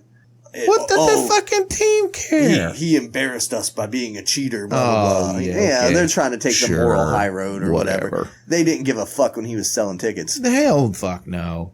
Hell no. Neither did fucking St. Louis. St. Louis. They didn't give a shit. Nobody gave a shit. Shit, the Yankees don't give a shit. The Obviously, Yankees don't give a they shit. signed Alex Rodriguez Yes. in the midst of all of that shit. All right, let's see what he's got to say about that shit. What? What are you playing now? Hold on. Come on. Goddamn ads. New Magnum ice cream, double sea salt Magnum. caramel, Magnum. carefully made to be broken. Those Magnum ice creams are good as fuck, though. Are those the ones that you Magnum crack? condoms. Yeah, The yeah, internet they're is like a going little sandwich insane or a over little. these photos of Sammy Sosa with whitened skin, but what exactly is going on? Let's see what he has to say. Hey guys, it's Emily for Hollywood Life with your most Hi, Emily. necessary story of the day. my And God. Sammy Sosa is one of the greatest home run hitters in MLB history. Sosa I and Mark would say McGuire that. are credited. Bitch, with tell us what saving happened with his baseball. Late skin. in 1998, they both went head to head, breaking the Jesus decades Christ. old home run record. Get out of here. Did you see Sammy Sosa? You see Sammy Sosa? He still used to bleed. That's clown, right? Self-hate. That's how I feel about it. Bro, are you going to be involved at all in the escape movie? The escape movie? Or you're not going to be involved? Are they fucking with him? No, it was T.I. talking about that. Sammy Sosa hates himself. Self-hate. Self-hate. 273 career hitter, Who? Sammy Sosa. So below 300. Bro. Does he get the Hall of Fame? Yeah, he does because of the home runs. 600 homers is hard to ignore. Yeah. Even knowing that he's hot?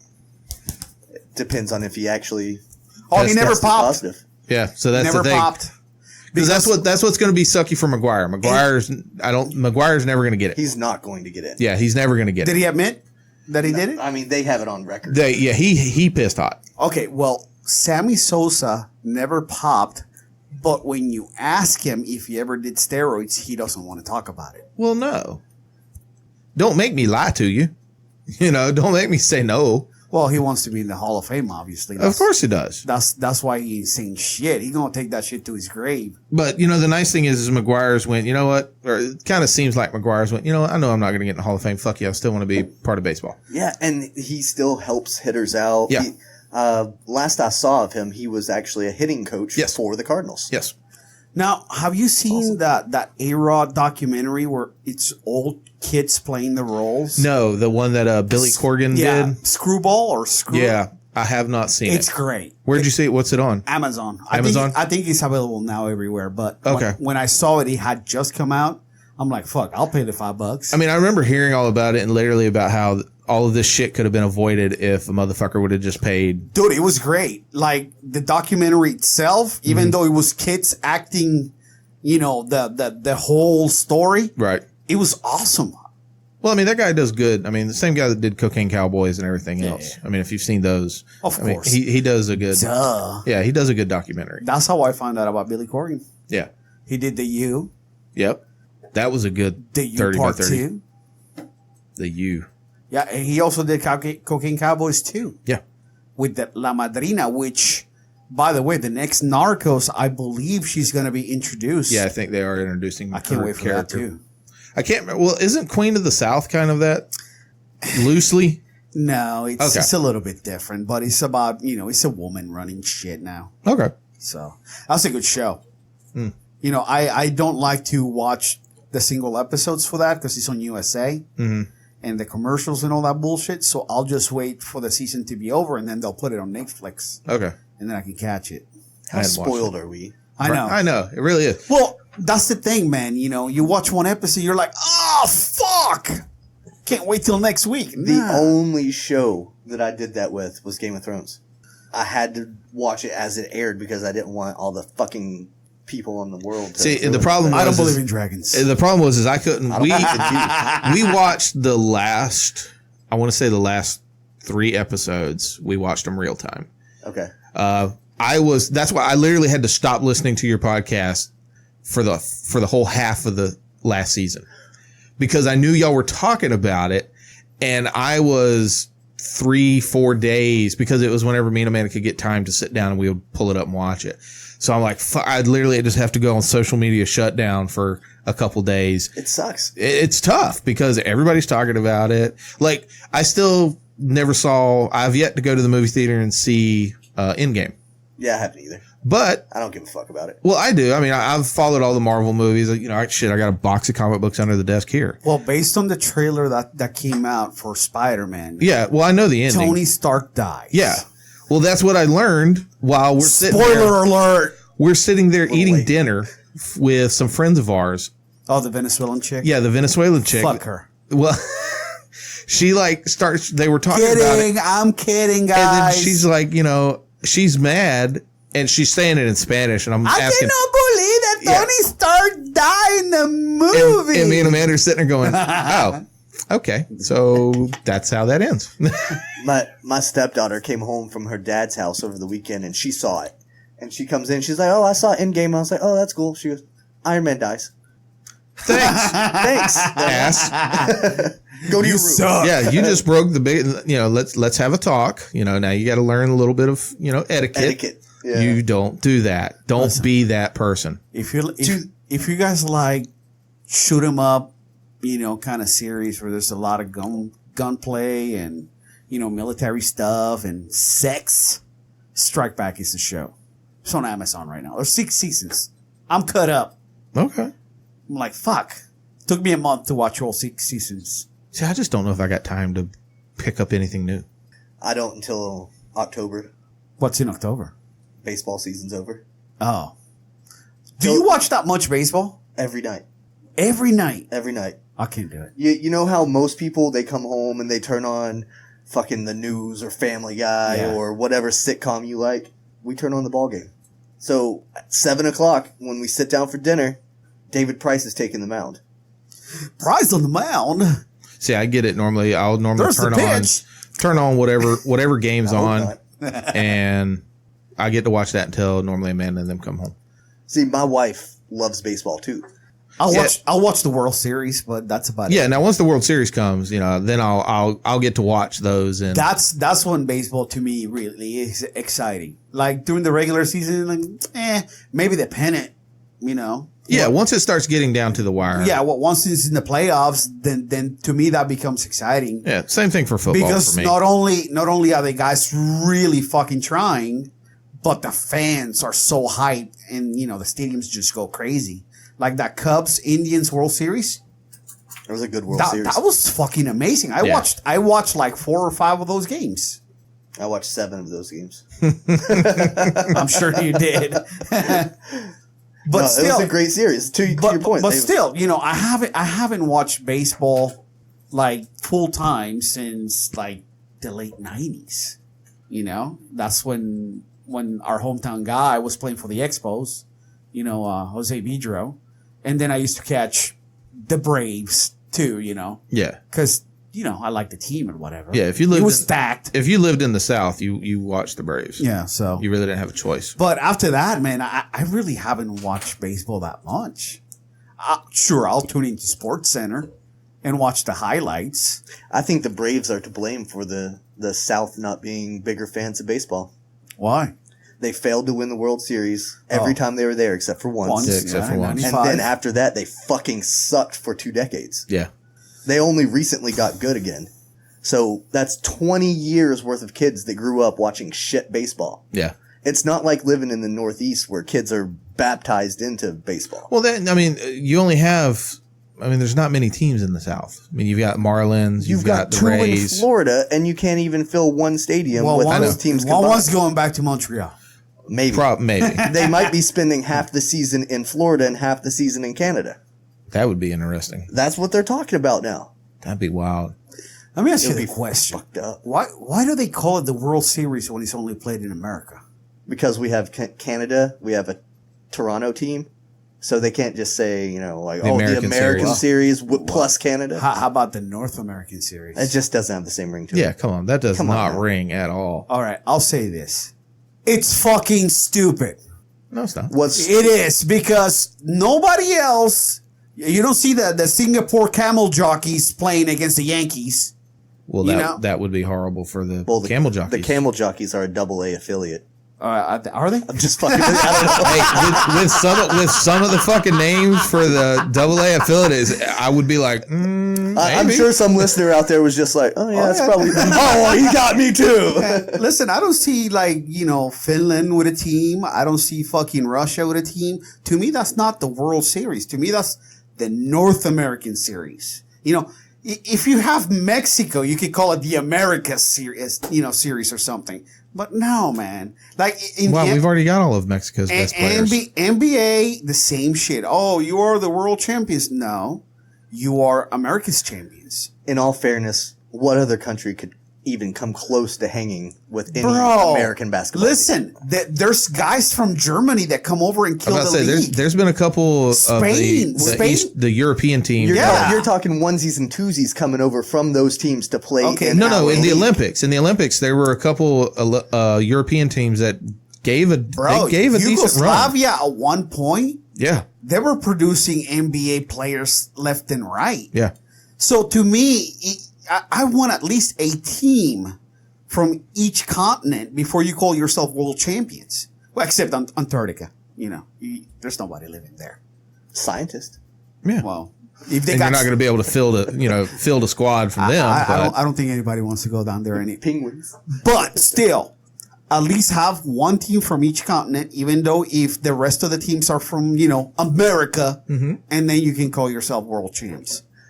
Interesting you should say that, because right now the Red Sox and Yankees are in London, starting to play baseball in London. Really? Does London have a team? They No. do. Do they? They have a lot of teams in London. They have a professional baseball league.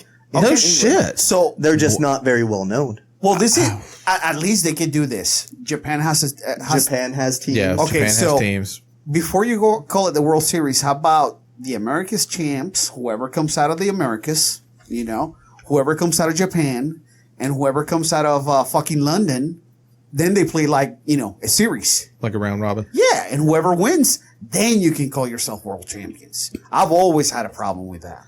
Even in the UFC, you're calling, well, I guess you have fighters from all over the world. You do so- have fighters from all over. So, Major League Baseball has players from all over the world. Yeah, but they don't have teams. See, UFC is an individual sport. Yeah, but they still have a team. But what team? They're fight camp. They're training team. Yeah, but still. That's still a team. Still, you're representing, like Cameroon, like Ngannou, or Well- France, whatever. Kamaru Usman comes out with the flag. The Brazilians come out with the flag. Tito used to come out with the Mexican-American flag, you Yeah. know? So you got guys that are really representing a country or, a certain part of Africa, like Ngannou and Kamaru Usman. To me, then I guess, yeah, you can't call yourself a world champ. But, in regular sports like baseball, I don't know. Have hockey, you seen some of those football? the wrestlers from over some of those places over in Africa? Well, the ones that'll go like a week without fighting and just staring at each other and Yeah. then they fight. Yeah. Yeah, I don't. Bring some of those guys over here. Those guys are huge. Those guys are fucking huge. I don't think they're going to cut weight though. No, it's a heavyweight only Yeah, division. you got to make a super heavyweight. Yeah. I'm just saying. I mean, I agree with you, but I think the logistics of trying to do that just aren't there. Well, like I said, whoever the champion is in the United States, they can play with the champions against Japan. In Japan, and then call it the fucking World Series. You should get on that. I I think you am. got $1 million idea. I'm gonna send the email right now. You should. Bug Seeley, come from your grave and No. yeah. Thank you for your email, but Wasn't the NBA talking about expanding to China? NBA? Yeah, I don't know. I thought at one point they were, because they're so big in China that they were expanding. The problem with having teams playing in one league all around the world is the time zones. Yeah, that's The travel and all that stuff. Just for the Red Sox and Yankees to go to London, they had to take 2 days off and then they're playing 2 games, and then they've got to take 2 days off to come back. Yeah, they got to adjust. Yeah, it's a week. So it's a week For to one play game. 2 Well, games. yeah. 2. I mean, they do the same thing when the Jags go over to London for the game. You know, that's a week-long in affair. football, you only play once a week anyway. In baseball, they have to come back and start a new series right away. Yeah. That's a what I'm lot. saying. Have the champs from whatever league that they have over there, professional league. Once the World Series the America Series are over, play whoever wins the London Series and the Japan Series. And then you got your world champs. Well, then isn't baseball in the Olympics? No, they have their own thing. It's called the World Baseball Classic. Yeah. That's Which right. last time they held it where? Puerto Rico. In Puerto Rico. Cool. Francisco Lindor went down there and crushed a homer in his first at bat. Wasn't Correa playing down there too? I'm sure he was. And he was killing it too? I'm sure he was. But I know Lindor, he hit a home run in his first at bat in his home country. Nice. So it was pretty cool. Yeah. That's when they all dyed their hair blonde. And who won when it was in Puerto Rico? I don't know. USA. Oh, darn. Look at there. Best baseball in the world. Imagine that. America's pastime. Just saying. Probably stole it from somebody. We appropriated it. Yeah. Just like our land and Yeah. What's that game in India that looks like baseball? Cricket. It's cricket. Yeah. Have India bring their cricket team players and play the World Series. That's an interesting game to try to follow. It is. I don't know how they play it. It really is. I don't mind watching it. I enjoy watching it, but trying to wrap your head around like what's actually going on. It's like you go from home to second and from second to home. Yeah. And that's how you get runs, is running back and forth between the wickets. Yeah. It's like, and the way they practice is by running lines. And just, the scoring is really, it's weird. And again, you're talking about a game that could go on for days. Get the fuck out of here. No. I ain't got that kind of time. I want to watch it, and then I need to go to bed. So that's what bugs me when people say that baseball's too slow and stuff. It's the same exact length as your standard NFL game, standard NBA game, about 3 hours, 3.5 hours. Man, it takes so long to get through a baseball game. No, you just don't have fucking an attention span. Yeah. Now, granted, I mean, watching it on TV and going to a game or two. I think the people that complain like that, they've never been to a game. I think it's the pause in the action, because you throw a pitch, and if a guy swings and misses, that's it. Ball goes back to the pitcher. Takes a couple more, Well, then you got to look at the nuance, though. So now you go, okay, so he's thrown. Yeah, there again, you have to be a fan. You have to understand the numbers behind baseball. Because now, he's changed his eye level. He came in with a slider, so he's looking for maybe another off speed. So are we going to go, out of the zone with, another slider? We're going to try to get him to move his eye level down. It's chess with a ball. Well, and now it's so much different than it was when we were coming up, because back in the day, you moved the eye level left to right. Yeah. Now you move it up and down. Yeah. So I'm sorry, eye level. What the fuck's that? So if you throw me 2 pitches that are at my hands, I'm betting that the next one that you throw me, the percentage that it's going to be down in the zone is higher than it's going to be another one at my hands. So that's where I'm going to be looking to swing, is lower in the zone. So it's a game. It's a mental game. So like a fake out. Yeah. Yeah, I gave you 2 down the middle. Yeah, okay, you missed them. Yeah, the last time I was up, this guy pitched me, inside 4 pitches, and I got it. Then he threw one on the outside. Because if you're talking about eye level, to me, that's a fucking ball. No, you're changing your eye level within the zone. Within the strike zone. So if I'm going to strike you out, and my strikeout pitch is a curveball, I'm going to throw a couple fastballs high to you to get those 2 strikes on you, so that I can throw my curveball, and it's going to change your eye level because it's dropping in the strike zone. And you've already seen the speed of 2 fastballs. Yeah, so the timing. Your bat up. I see what you're saying. Is timing? Yeah, your timing. Okay. You're gonna start. If I throw off, motherfucker, just change the timing. Well, it's because it's more than just simple. No, it's more than just. So you're talking about eye level. I'm like, no, it's more than just timing. If you throw it at eye level, that's a fucking ball. Say I'm throwing 3 fastballs. 1 at the bottom of the strike zone, 1 at the top of the strike zone, and 1 outside. Your eyes are looking at 3 different places now. Same pitch. Well, the 3 next different ball's locations. coming down the middle. If it's a 3-0, yeah, the next one's going. Unless I don't give a shit about walking Well, you. it could be a 1 and 2. Yeah, I mean, at 1 and 2, I've got a couple balls. If it's to give. 1-2, I'm not throwing one down the middle. I'm wasting a pitch. Yeah, I'm gonna waste it at least until Try to get you to swing at shit and look like an idiot. Yeah, Twist yourself into the ground. that's what. Like, there's a YouTube channel I follow, John Boy Media. He does breakdowns on Yankees and other games and stuff like that, but his style is more my style, and he really goes through kind of the progression of how the pitches, through this out, and that's where I've kind of picked up on learning all back over again from when I used to play, so it's like, okay. Oh yes. Now I remember, cause when you're a kid, and what's crazy is the catchers and just learning the studying, cause you just think these guys go out and play fucking baseball. You don't realize that the catcher's really who's directing the game. It's not the pitcher. The pitcher's following the lead of the catcher. The catcher's telling him. Well, he's calling the signs. He's calling the signs because he knows this. He knows every hitter's zone. He crushes it low and inside. So we're going to stay away from that. And he knows that about every fucking hitter. We're going to go high and outside. Yeah, we're going to go high and outside. We're going to go high and tight. If we come in, this guy gets flustered real easy. Pitch him a couple inside. Yeah. Make it seem like so that's who's running the show is the catcher. Pedro Martinez used to do that all the time. When he would have those timid batters, he would throw one right under his chin, back him up off the plate, and then he would strike him out the next 3 pitches. Yeah. Because they're literally sitting there with shit in their drawers. They wouldn't even Well, swing. you got to remember, Pedro Martinez hit a 70-year-old guy. He did not. He did not. Fuck that guy. Look, I'm not a Red Sox writer, but I will get Right now, you sound like one. No, because I've seen that. Pedro Martinez grabbed by the jacket and went like, ah! Yeah, all he did was, okay, you're going to come rushing at me? Well, he could have fucked him up a whole lot worse. I didn't touch him. I mean, he really could have. He could have fucked him up so much worse. All he literally did was just guide that motherfucker to the ground. Ole. Exactly. That's all he did. Everybody made it out like he assaulted this sweet man. And he was a sweet old man. He was a sweet old man. Don Zimmer should have never got his ass off the bench. Fuck no. What did you think was going to happen? You're 70 fucking years old and you're charging athletes in the prime of their career? Yeah. You're a fucking idiot. Yeah. You better be lucky he just didn't throw one right down the center, pop you in your fucking face. Like, seriously, he could have fucked him up. It looks like Pedro Martinez today is eating all them plátanos and, pork shoulders. Do you blame him though? He looks like Big Papi. Hey.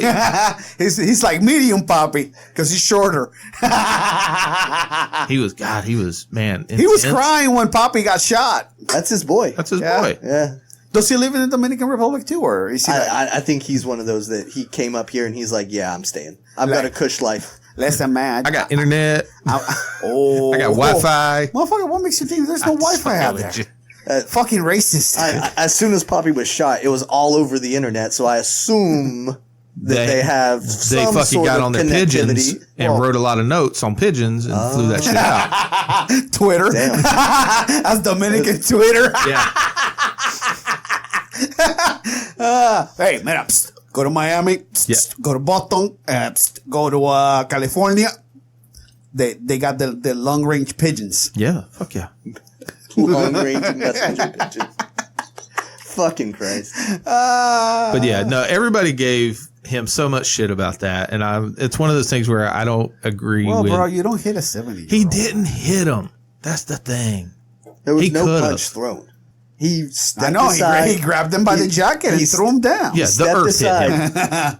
He stepped aside. He did a judo throw. He grabbed him so that he wouldn't trip and fall. Oh, that's what he did. And he helped lay him down. Yeah. You know what? Look, he didn't Nolan Ryan him. Okay, he could have Nolan Ryan the shit out of him. Nolan Ryan beat the fuck out of Robin Ventura. Yes, he did. That was hilarious. Oh, you want to come here? Come on, motherfucker. Did you guys see last season? Guy by the name of Joe Kelly got in a fight with a guy named Tyler Austin. Before you continue, kind of the same thing. I swear to God, I think YouTube is listening to us. I just type Pedro M and look what comes up. Oh shit! What was it? Don Zimmer fight. Well, yeah, I mean that's one of the biggest things he's it's the very first thing. Yeah, on the search, though. Yeah, they run him for that. Fucking ads. God damn it. Jesus Christ. I'm going to turn that shit down until you get through with your fucking head. And skipping ad. I think the best one was... Go. Okay. Let's see it. Was Altoona versus the douche from Why is it not Royals. playing? What's his name? Remember he got punched at second base after the bat flip? Turn it up. It is up. I can't. Jose Batista. Yeah, Batista and Altoona. No, so Kareem Batista's was it talking a roll? shit. Okay. He's talking shit to Pedro because the ball was tight. Yeah. Almost hit him. It didn't hit him, No. but he's like yabbing at him. Let me see. If Pedro wanted to hit you, he would hit you. Yeah. Oh, yeah. I mean, he hit plenty of people. And here comes guy, what is it, Joe Torre. Look at Jeter. Jeter's like, I ain't gonna fight. Jeter's sitting there thinking, one day I'm going to own the Marlins. Right? So here comes Joe Torre. He's like, oh, he pointed at somebody. There you go. There you go. He said, yeah, you're talking shit, motherfucker. Yeah. ¿Qué pasa, pendejo? Come on. Come on. All right. Here goes the pitch. Oh, that was too many. That wasn't that was high. It wasn't Adam though. Oh, there's the brawl. All right. Where's the old man? Where's the old man? He's coming. Oh, there's Pedro. It took him a second to get out. Oh! Boom! He grabbed his jacket and pulled him down. I said that. I said he grabbed his jacket to help assist him on the ground. Oh, yeah. He didn't assist him. He threw him down. Look, watch Zimmer. Zimmer throws a punch when he comes in. There you go.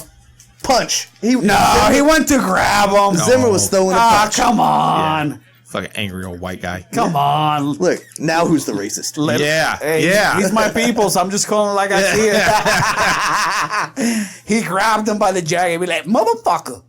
And then like Zimmer played it the fuck up, like getting held up. And the next game he was wearing an army helmet. That's smart.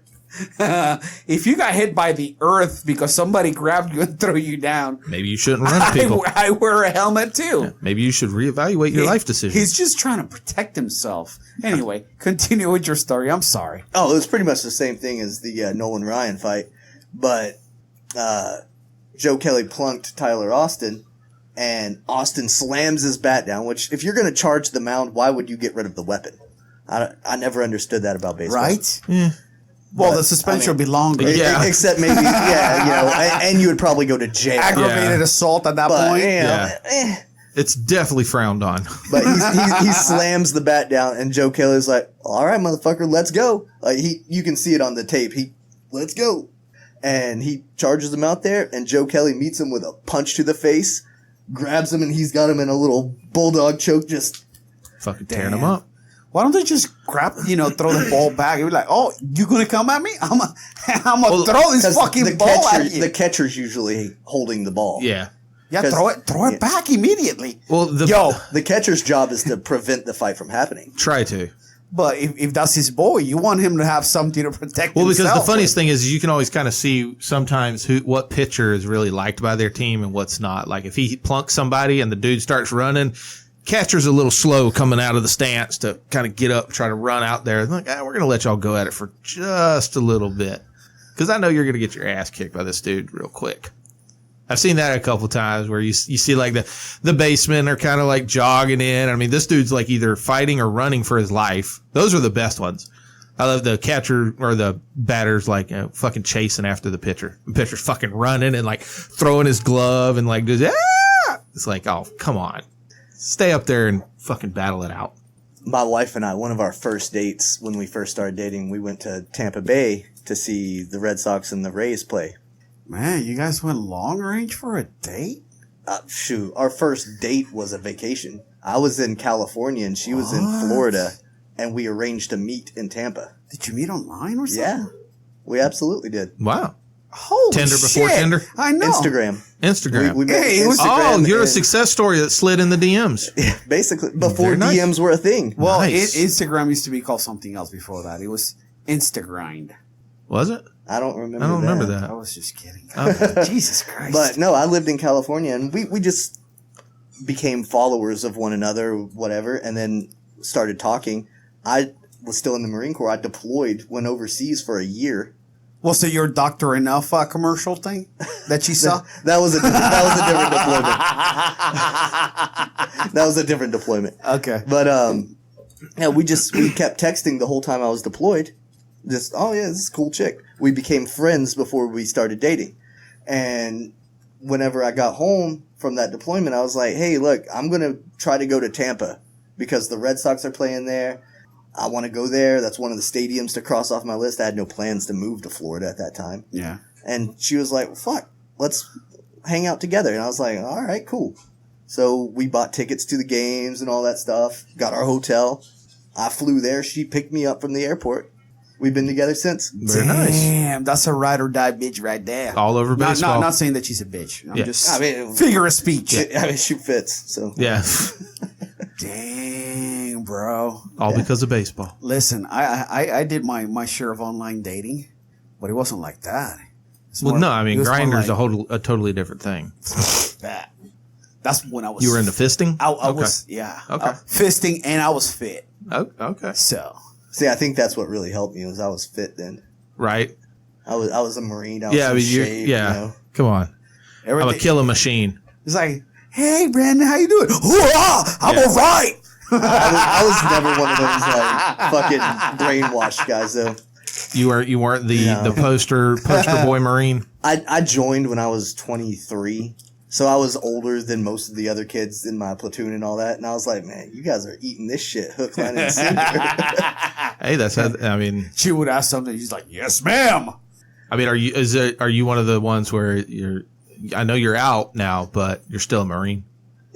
I was. Oh no, see, you're not. Well, once a Marine. Always a Always a Marine. Because see, my uncle was he was a DI. Okay. And so that's how kind of we were raised when we were up in the country and stuff like that. So I mean, he was a once a Marine, always a Marine. And I agree with that to an extent. Like, yeah, you earned the title. You became a Marine. You did your time.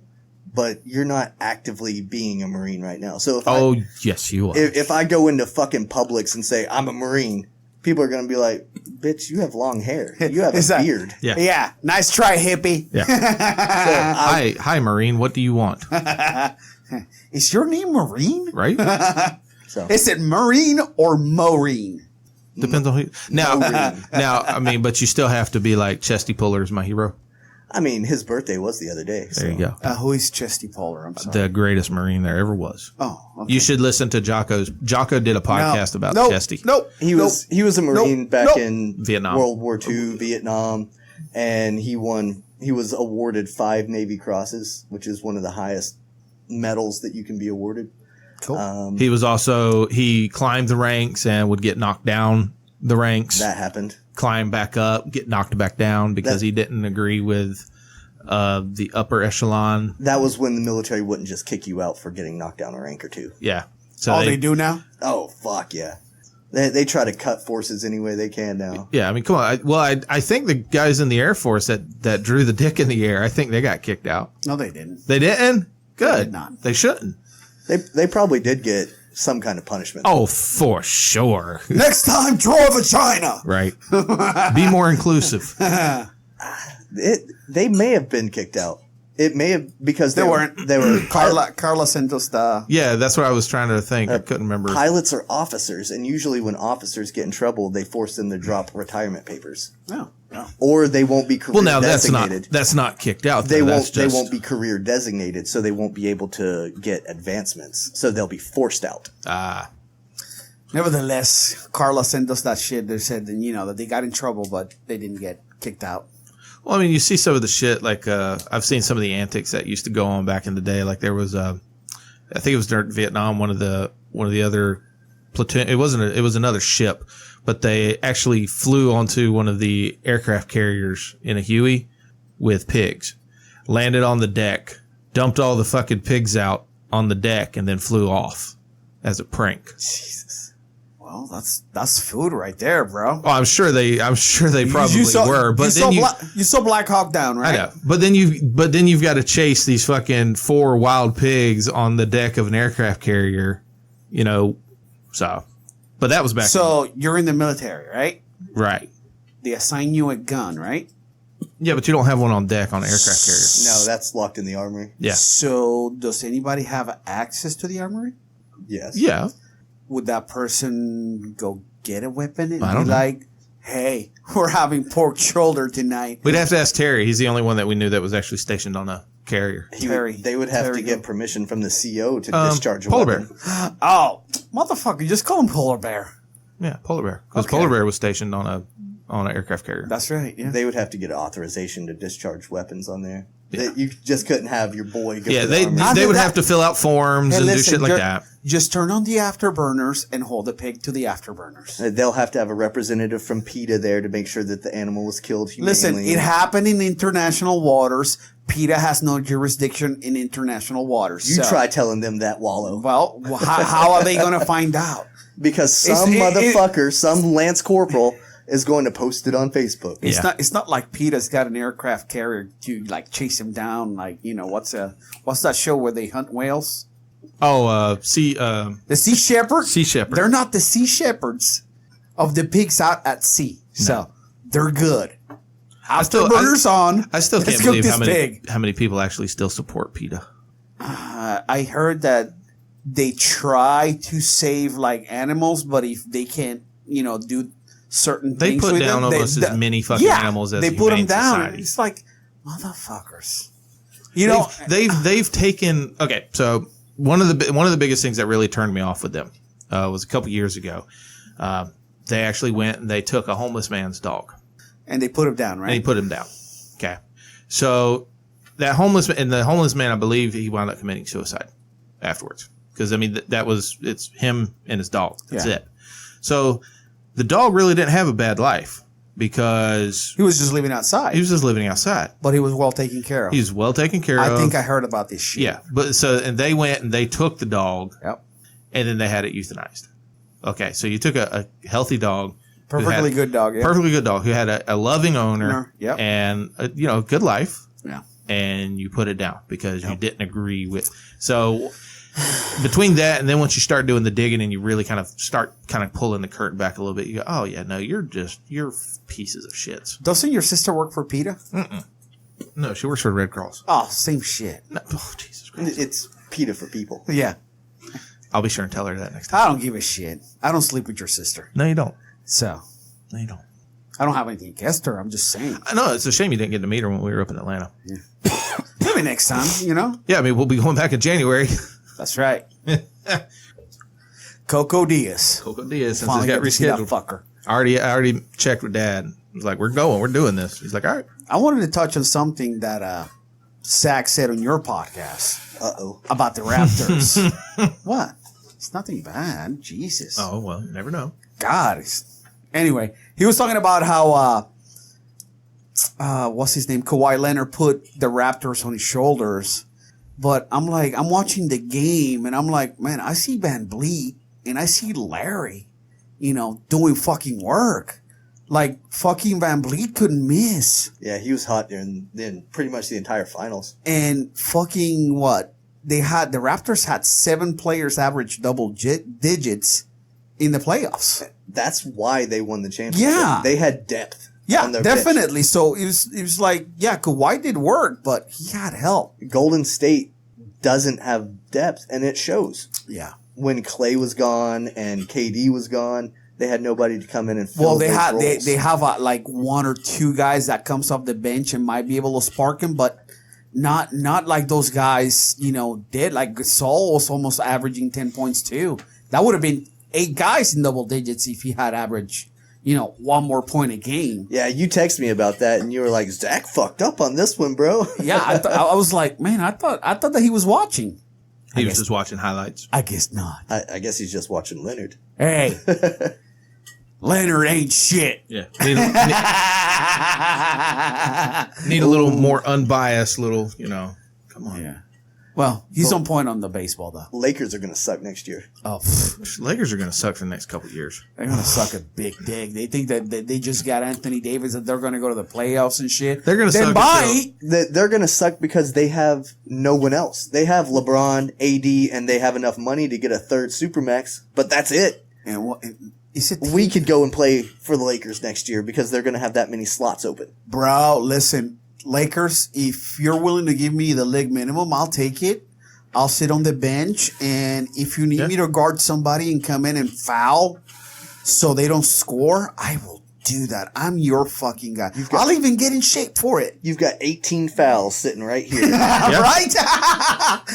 He's at least a power guard because he's not, I'll foul the shit out of somebody. He's not tall enough to be a forward. So No, but I'll foul you. He's like a power guard. That's what's so wild about the NBA is like point guards are 6'3". Yeah. It's like, God damn, I can't even be you. No shit. It's funny because who was it? Gilbert Arenas was going off on Scottie Pippen and Dennis Rodman, saying that they couldn't hack it in today's league, and I'm like, really? I'm like, man, those guys are like fucking awesome. Yeah, I don't And know about that. he was talking about like LeBron would average 75 points in the Jordan era. I'm like, what? No. Are you kidding? The game was tougher back then. He might average 7.5 points. Because he would get fouled so fucking much. Yeah, play against the Pistons. See what happens. Yeah, get the fuck out of it. Yeah, play against Dan Lambert back in the day. He was talking about how he started to hate all the guys from the 90s because they thought that their shit didn't stink. I'm like, well, they were kind of like the best era between the late 80s and 90s. Dude, the games were brutal. Yeah. I mean, they were fucking Did you wars. ever want to go into Madison Square Garden and play the Knicks? No. With Patrick Ewing, Anthony Mason? No. Fucking, what's his name? What was the other guy? John Starks, Mark Jackson. Mark Jackson. Yeah. Those guys didn't fucking play around. No. You're it's too coddled now. Yeah, somebody gets a little tab. You can't even if you put your hand on their fucking hip too hard, that's a foul. Yep. Get the fuck out of here. LeBron's the king of the flop. There's no way he's playing basketball in the 90s. No, God no. He'd be hurt. Yeah. He'd be hurt by the second or third game. Yep. He'd be like, fuck, I can't do this. I'm getting my ass beat. It's like a UFC fight every fucking night. Who's commenting? What? Somebody said something. Harvey Reid Oakley. Oh, yeah, Oakley. Charles Oakley. Fuck yeah. That was on point. Charles Oakley did not fucking play either. No. Larry Johnson. Well, Larry Johnson was... Grandmama. Grandmama came in to the Knicks like he was half of the player he was in Charlotte. I know, but I'm just saying, I mean, you that was the caliber type of person. But still, even when he fought Alonzo Mourning, that was like... swing and a miss, swing and a miss, swing and a miss. Well, they're basketball players. They're not fighters. Come on, bro. I'm pretty sure Zoe had Jeff Van Gundy hanging from his leg. Jesus Christ. How many fights did he jump into the middle of in his coaching career? I don't know. I think the Knicks were at their best when Pat Riley was coaching them. Well, every team's at their best with Pat Riley. Remember when who was the coach in Miami? And Who, the young guy? Well, it was somebody was in Miami and Pat Riley. It's like, oh, we're getting Shaq. I'm taking over. Oh yeah. Who was that guy? Nobody knows. Nobody fucking knows. Because literally, Pat Riley walked in, threw his dick on the table, and went, "Thump, well, I'm coaching now." He was the president of basketball operations too. So yeah. And what are you going to say? You're going to fire me? Yeah. I'm the coach. Okay, yeah, you're gone. I sign your paycheck. Yeah. Asswipe. Yeah. I mean, Pat Riley is an amazing coach. And he got himself another ring with Shaq. What do you guys think of Phil Jackson as a coach? Bro. Probably one of the greatest. GOATs. No, he is the GOAT. I think so. Come on.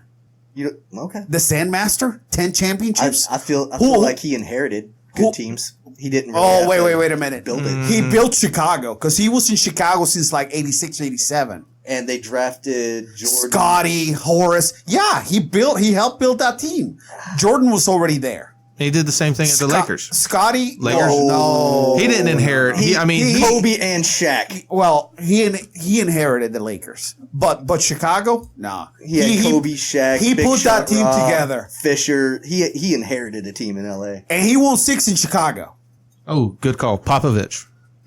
Yeah, Popovich is the best. Popovich has got what? 5'4"? Well, now this is the thing. Like me and you talked about. I think Popovich is good. Yeah, because they're one of the few. Remember, we were going through the teams about who stayed with and Popovich's team. He's probably the longest tenure coach at this point. Well, not only that, but a lot of his players stay, except Kawhi. I mean, what do you think happened there, though? Because I mean, the Spurs were good. he was hurt, didn't want to play, and they were trying to make him play. So he was like, no, I don't want to play. I'm hurt. Oh, okay. I'm fucking hurt. But Fine. how hurt was he? Like, KD before game 6 hurt. Okay. Like, he So didn't he want to wa- go in and have a So he was career-ending legit injured. Yes, and they tried to make him play. And then his feelings got hurt. When and he he's got like, to Toronto, they said, we'll let you have the rehab time that you want and to take your time. Now he's an NBA champion again. Toronto. Well, he was an NBA champion in I said San Antonio. again. Yeah? I said again. Oh, okay, my bad. He did. So, what do you think is going to happen with him? Is he going to LA? Is he going to the Clippers, or is he staying in Toronto? What would you do? I don't fucking care. We'll find out Sunday. Oh, that's right. Free seasons. Free agency opens. Free agency. Why did I say free season? I don't know. Free season. agency starts on Sunday. Or it ends. If I'm him, Yeah. I sign Not with the Lakers. a 2-year deal with the Raptors. Okay. On paper, it's 2 years with an opt-out after 1. So that'll be the 3 years with the opt out. No, No, two, it would be two, one- it would be one year. Two. The third would be the No, you know, it would be an option. It would be, the option would be the third. it would be 1 year with an option. So Okay. 2-year deal. Okay. 1 year, 1 option. Okay. Play another year in Toronto. Yeah. Get my tenure because that would put him at 10 years for the league. Now he's eligible for the Supermax. Supermax is eligible at 9. I looked Sure. it up. Okay, I did. I thought you had to complete 9 seasons No. and be in your 10th. So here, I looked it up. I would believe you. Because we were talking about this shit the other day. Yeah, like I've been trying to read the NBA contract rules because you need a degree. That's why you just hire lawyers. Yeah. Like you need a higher education to understand the NBA contract rules. Yeah. But- it's lawyer speak. I had it worked out to where if I was Leonard, I would just basically do a 1-year deal and then go and get my nut somewhere else. Not the Lakers. No, I don't think he'll join the Lakers. If he goes to LA, I think it'll be the Clippers. Yeah. I wouldn't want to be playing with LeBron anyway. Not nowadays. Oh, I wouldn't because they're not going to have any depth. Nothing's coming off the bench. Nah. So they've had to if drop you- so much money. If one of your bigs gets hurt, you're not going to do shit. Look at Golden State. Yeah. Oh, this is not the same one. Hold on. Yeah, they put all their eggs in that basket. Yeah, they really did. New Orleans is going to be great because of it. New Orleans stacked up in the draft. Yeah. They stacked up before the draft. Just getting all those players from LA. They got Lonzo. Yeah. He's going to be great with Zion. Think so? He's a great passing point guard. What I'm not And he can dunk, so he can go up and get zones. I just, you know or what? get What's hoops going to be from, good is the dunk fact on. that LeVar Ball's not going to be in a big market, so he's not going to be yapping as much. And when he does, nobody's going to give a fuck because he's going to be in New Orleans. Maybe he'll just Not the disappear Lakers. into nothingness. Well, Did you see what Austin posted? Uh-uh. He's like, just let me know when LeVar Ball's coming into the show, and I won't be here. It was like a couple of weeks back. Oh, really? Yeah, I don't blame him. something like that, or something about not wanting to have him. I don't on. blame him. You think he's going to spend some time in Australia this year? All right, so here's the qualifications. That's what I've heard. That's where his youngest son's going to be balling. A qualified player has completed 7 or 8 years of service and has 2 years left on his contract is eligible for a 4-year supermax. So the next one is a player who has completed 7 or 8 years of service and has 1 year left on their contract is eligible for a 5-year supermax. And the last one is a qualified free agent who has completed 8 or 9 years of service is eligible for a 5-year supermax. So if he's got 8 and he's a free agent, he could get a supermax. I think he's 7 right now. Oh, Yeah. So then, Okay. So that's why I you're said one you and need one. one. you need 1. Okay. But Gotcha. but do you think the Raptors want to do The it on it? Raptors want to throw him everything. Somebody's giving him a multi-million-dollar apartment He moved out of that. for him to. Oh, He did move out of that after the championship. That was part of the deal for him to go there. In but the they're trade. offering it to him to stay. Oh, okay. Oh yeah, they're It's gonna. like- hey, what do you need, guy? What you want? Just hang around. I think- we know it gets cold, but whatever. I think Drake offered him a rub and tug. So that might, Drake's just fucking happy the curse has been broken. That's all Drake's happy about. Has it though? I think that it's got to have an asterisk beside of it because he has Curry and KD's tattoos on his fucking arm. guys, I'm sorry. I see some of the comments coming in. we really can't read them all as fast as they're coming in. So I got him. So if you want to give us a call, the phone number's up there. Just give us a call. He was saying Steven Jackson, Ron Artest. Oh, yeah. I mean, those Ron guys. Artest. Thugs. Yeah, thugs. Latrell Sprewell. Oh, God. He choked the coach out. Yeah. I mean, come on, man. All the guys from that era, they were like fucking from the streets playing basketball. They weren't like these. Yeah, they weren't like SoundCloud rappers playing basketball. Humana. Yeah. Humana. Nah, motherfucker. If you step into my realm, step into my world. Yeah. I mean, because the Knicks back in those days, Lambert, and there was another. No. You're talking about Detroit, Lambeer. Yeah. Okay. That's right, because Detroit. Dirty ass motherfucker. Yeah, Detroit was the fucking. Rick Mahorn. Yes. Those guys were fucking dirty as shit. You came close to Rick Mahorn, and he would bump you with his ass. Yeah. And throw you in the fucking sidelines. Yeah, I'm surprised that it stabbed and people. he was so slick about it. Like, you literally didn't see it until after the fact, and they did like a replay. He would throw like his ass into somebody who was close to him and put him on the sidelines. Fucking hip check him with hockey. Just to put it all into perspective, Lambeer had his own basketball game on Super Nintendo back in the day called Bill Lambeer's Combat Basketball. So it was like practice. Oh my God. I never played that. I never knew that. It probably wasn't good. It was an obscure title. Oh, it sucked. You didn't actually play basketball in the sense of dribbling down the court and shooting in a hoop. You shot in a hoop, but you had little robots that were like cars that zipped around. Oh, okay. And they could hit each other and knock the ball loose. So it's kind of like Dagestani basketball? Or it's like Rocket League now. Yes. With soccer? Yes. Okay. Have you guys heard about Dagestani basketball? I have not heard of Dagestani basketball. That's why I didn't react when you said it. So Khabib and his friends basically will play Dagestani basketball for 2 hours and then go to practice. The way that they play is there's no dribbling. So they're running, trying to get to the hoop and score, but they basically wrestle each other down to grab the ball. So it's basically rugby on a basketball court. Exactly. Okay. I don't really know if that's a smart. I would rather do that on the grass like rugby and not like on a basketball court. How badass is that? Come on. I mean, okay, granted, yes, it's badass. Is it smart? No.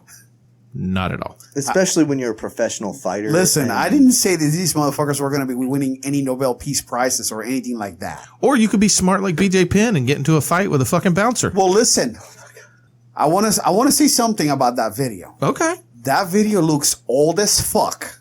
Well, it was probably shot on a potato. You mean a pineapple? Probably. But that video looks old as fuck. I don't believe that that's a recent video. You don't think so? No. Okay. Because not only that, BJ when he stops, camp, he kind of balloons up a little bit, and he was a little kind of fit there in that video. And the rest. So you've actually broke it down. I did. You went NCIS I did. on it. I wanted to see the video because I am a BJ Penn fan. You know, I'm kind of disappointed that they allowed him to continue fighting in the UFC when the sport has passed him by. Yeah. I always want to remember the BJ Penn that was on a tear that, took the belt from Sean Shirk and fucking destroyed Diego Sanchez and that Christmas card. Yeah. BJ 6 years ago. Well, I think probably it was longer than that. It was 2010 BJ. Ooh, okay. Yeah. So that's the BJ that I want to remember. Yeah, that BJ's long gone. That video, I don't think that's recent. Okay. So anywho, they're playing it out like it was. Continue. They're definitely playing it out. I just wanted to point that out. What is that other comment? I can't read that. Says the only person that tore ligaments without contract ever in the NBA will always be Iverson. Countless careers cut short because of the OG. Crossover, breaking ankles and stuff. Well, if we're going to be talking about OGs, then we got to talk about fucking God, what's his name from Run TMC? Mitch Richmond. White chocolate. No. He went to Miami and played with Zoe. Tim Hardaway. He was the original OG for that crossover, and that crossover was badass. Mm-hmm. That's why he had when his shoes came out, it had the Velcro with the X. Yeah. For the crossover. The cross. Yeah.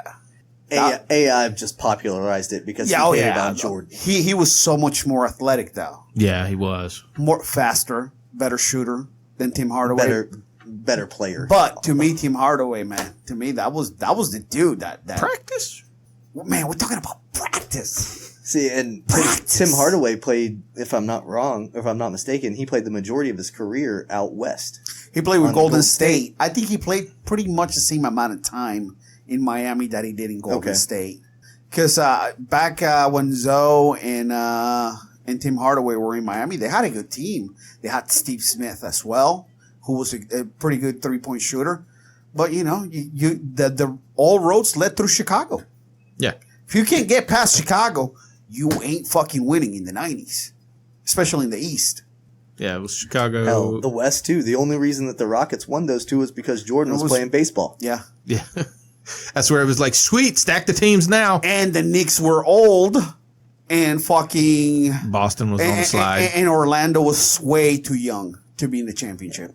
And they had like a bunch of veterans. They had they had a couple of young guys. Well, rookies. You had Penny and Shaq. Right, but you also had in Houston, you had Olajuwon, Kenny Smith, Clyde the Glide, Big Shot Rob, and then he was a rookie at that time though. Yeah, he still hit the big shot in the finals. So drafted out of Alabama, I believe, and then you have Cassell from Florida State, Sam Cassell, yeah, Sam Cassell, and those were the two rookies, but they were doing work. And what was the other guy? Well, see, the rookies back then though they did 4 years in college. Yeah. So that was the thing. The rookies came out a lot more polished when they came into the NBA back in those days than the rookies do now. Well, look at Zion. He went one and out. A lot of guys do that now, though. That's the standard nowadays. If you're going to do the NBA, you're going to do one and out.